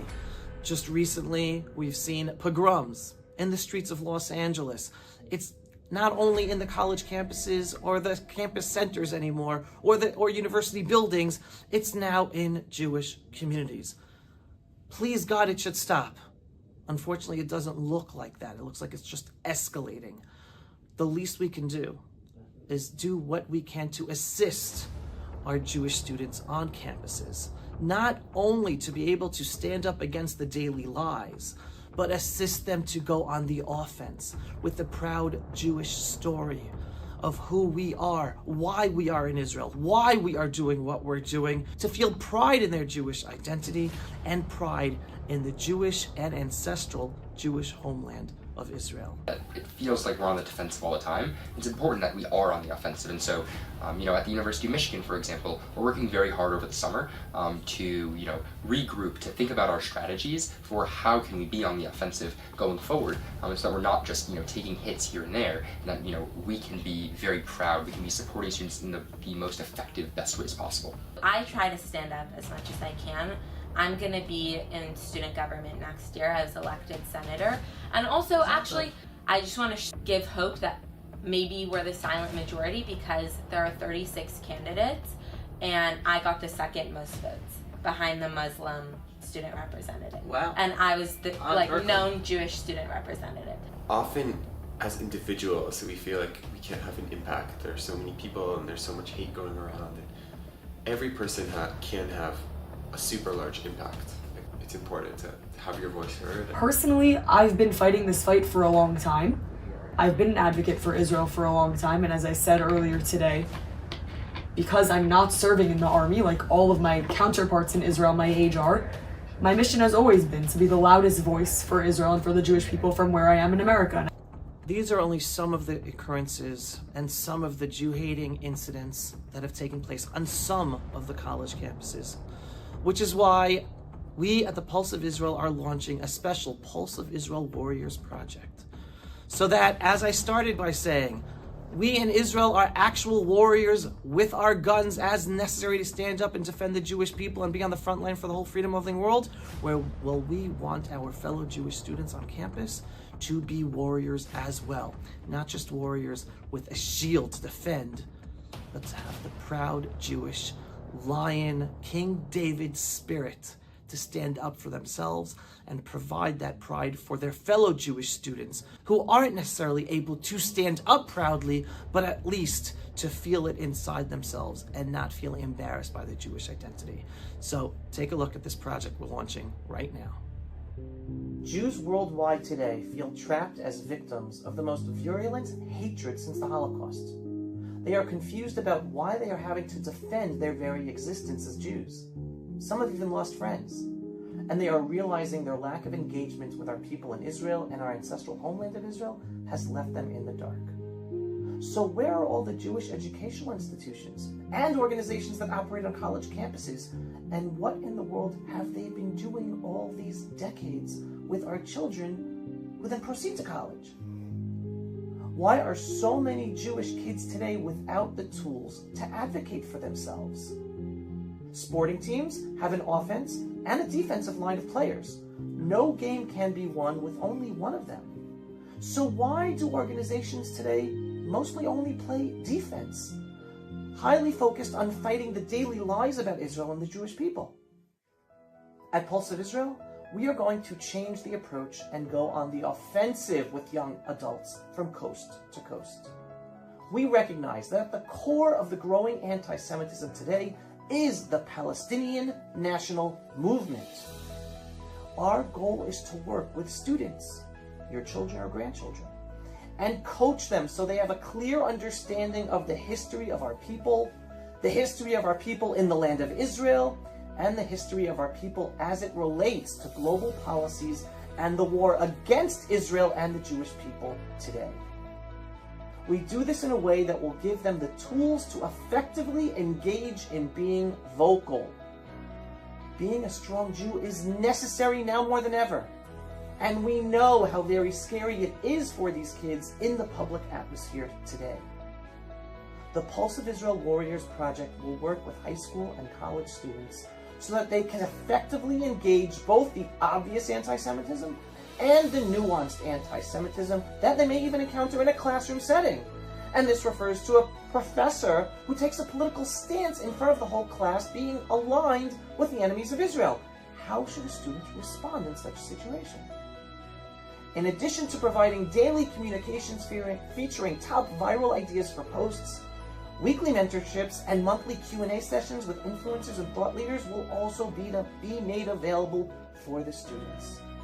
We are going to work with the young warriors and give them the tools necessary to address any anti-Semitic encounter they may have while in high school or in college. We anticipate that this will have a multiplied effect and will in turn inspire thousands of students from coast to coast of the United States to want to engage with our Pulse of Israel Warriors project. The advantage of approaching anti-Semitism in this way, which is unlike any other organization that engages high school or college students today, will help to instill a Jewish pride that establishes a natural connection through the information and tools they receive to their brothers and sisters in Israel and their ancestral homeland. Join us today.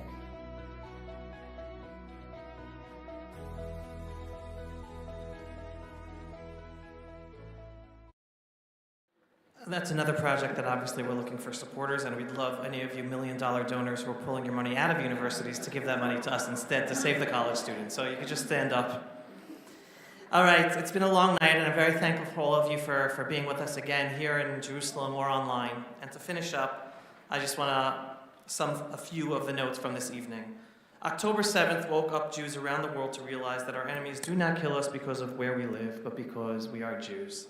Despite the protests in the streets and the headlines in the media highlighting these protests, I firmly believe that the majority of the Jewish people in Israel today are unified. More unified than we have possibly ever been in all of our history. All one has to look at the Jewish history. We were all over the place, all different segments. You look at Israel today, you do not listen to the headlines, you do not listen to the news. You go to the streets, you know as I know, you go to the streets of Jerusalem, Tel Aviv, Hadera, Tzfat. You see all types of Jews walking around, shopping together, in hospitals, in health centers. We are more unified than ever before. All we have to do is just shut out the news. Unfortunately, as always, there still exists a tiny yet powerful and rich elite that tries to harm our unity and stop us from fulfilling our purpose as the Jewish people, back as sovereign in our ancestral homeland, but we will overcome. Just a few weeks ago, I made a Pulse of Israel video about the fact that literally after 76 years, Israel finally has a TV program that counted the Omer every night with a blessing, as well as the addendum of praying for the rebuilding of the temple and the work in the temple. The first time in 76 years. Right? So on the one hand, you could say, why did it take so long? But then you say, okay, it did take that long because of where we are, but it's finally happening. The Jewish people are thirsting for that, and we finally have that. There's a process taking place. We are part of a holy, holy process, and those of us living here are blessed to be part of that process and raising our children and grandchildren to be part of that process. And my children's generation know that one day we will have homes in Gaza. My children's generation know that one day, and very possibly during their lifetime, we will be rebuilding the temple in Jerusalem. For them, it is no longer just a prayer that we are ignoring. For them, reality is meeting up with spirituality in a way that we have never experienced before in modern Jewish history. We are home.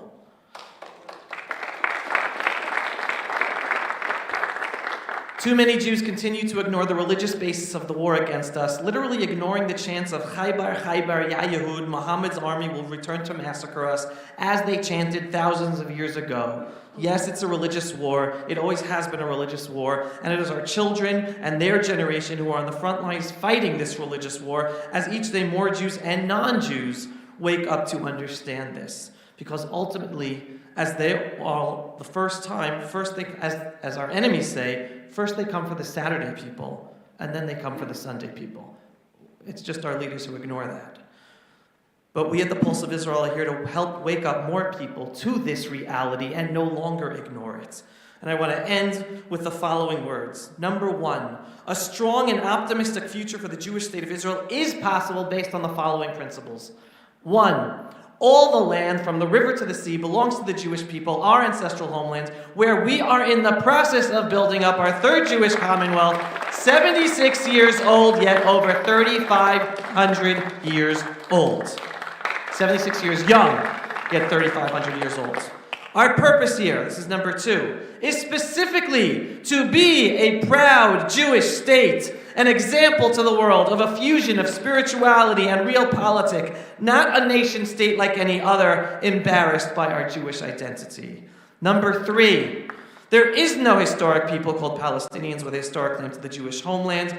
And number four, a strong, freedom-loving world needs a strong and secure and proud Jewish state of Israel, since we are the front line for the freedom-loving world against the growing Marxist Islamist revolution, out to destroy the whole freedom-loving world as we know it, and as we spoke about earlier, we're just the front line, the canary in the coal mine. Peace is impossible if based on lies. Impossible. That's why the Western world has failed time after time, peace agreement after peace deal. But as my teacher, and I'm proud to call him a teacher, Dr. Mordechai Kedar always says, a short-term peace with our enemies is possible in the Middle East if Israel is strong for the short term, while a long-term peace is possible in the Middle East with Israel being invincible forever. So my call to everyone is to be part of the spiritual revolution taking place. Be part of the solution of strengthening our Jewish identity and the Jewish identity of the state of Israel. It is up to us, not to our leaders, not to our politicians, not to our military leaders, not to organizational leaders. It's up to you and me. And if you are a Jew, not yet living in Israel, and this is to everyone watching all over the world, it is time to come home.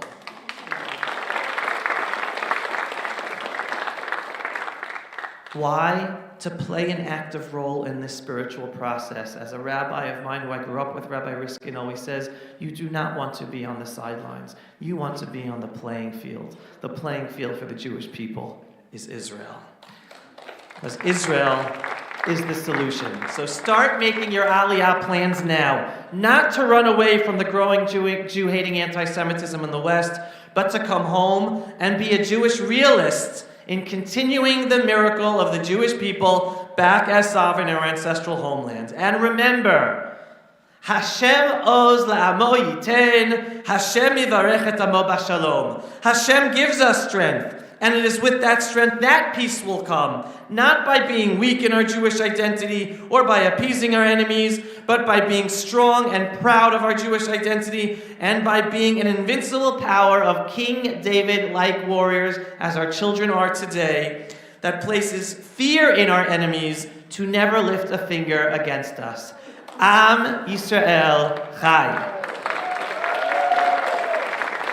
And as a final thank you to everyone for coming, to all the supporters who made this happen, especially to Ken Abramowitz, to my family, to my parents, to my staff, to Rachel Moore, to my partner Avi Nadel, and to God above for everything. Laila Tov, everyone. Thanks for being at the second annual conference of the Pulse of Israel. Yes.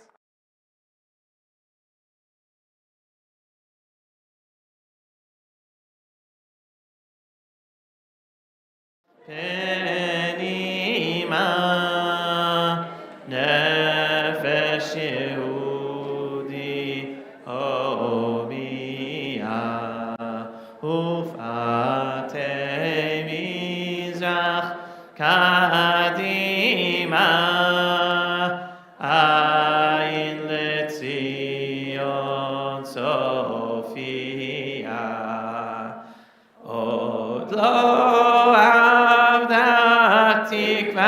tikvatenu hatikva bat shnot alpayim liot am chofshi be'artzeinu eretz Zion Yerushalayim להיות עם קודשי בארצנו, ארץ ציון ירושלים. אני מאמין באמונה שלמה בביאת המשיח. אני מאמין, אני מאמין באמונה שלמה בביאת המשיח. אני מאמין ואף על פי שיתמרא עם כל זה אחכה לו בכל יום שיבוא, בכל יום שיבוא. ואף על פי שיתמרא עם כל זה אחכה לו בכל יום שיבוא, בכל יום שיבוא. תם הטקס. לילה טוב, everybody.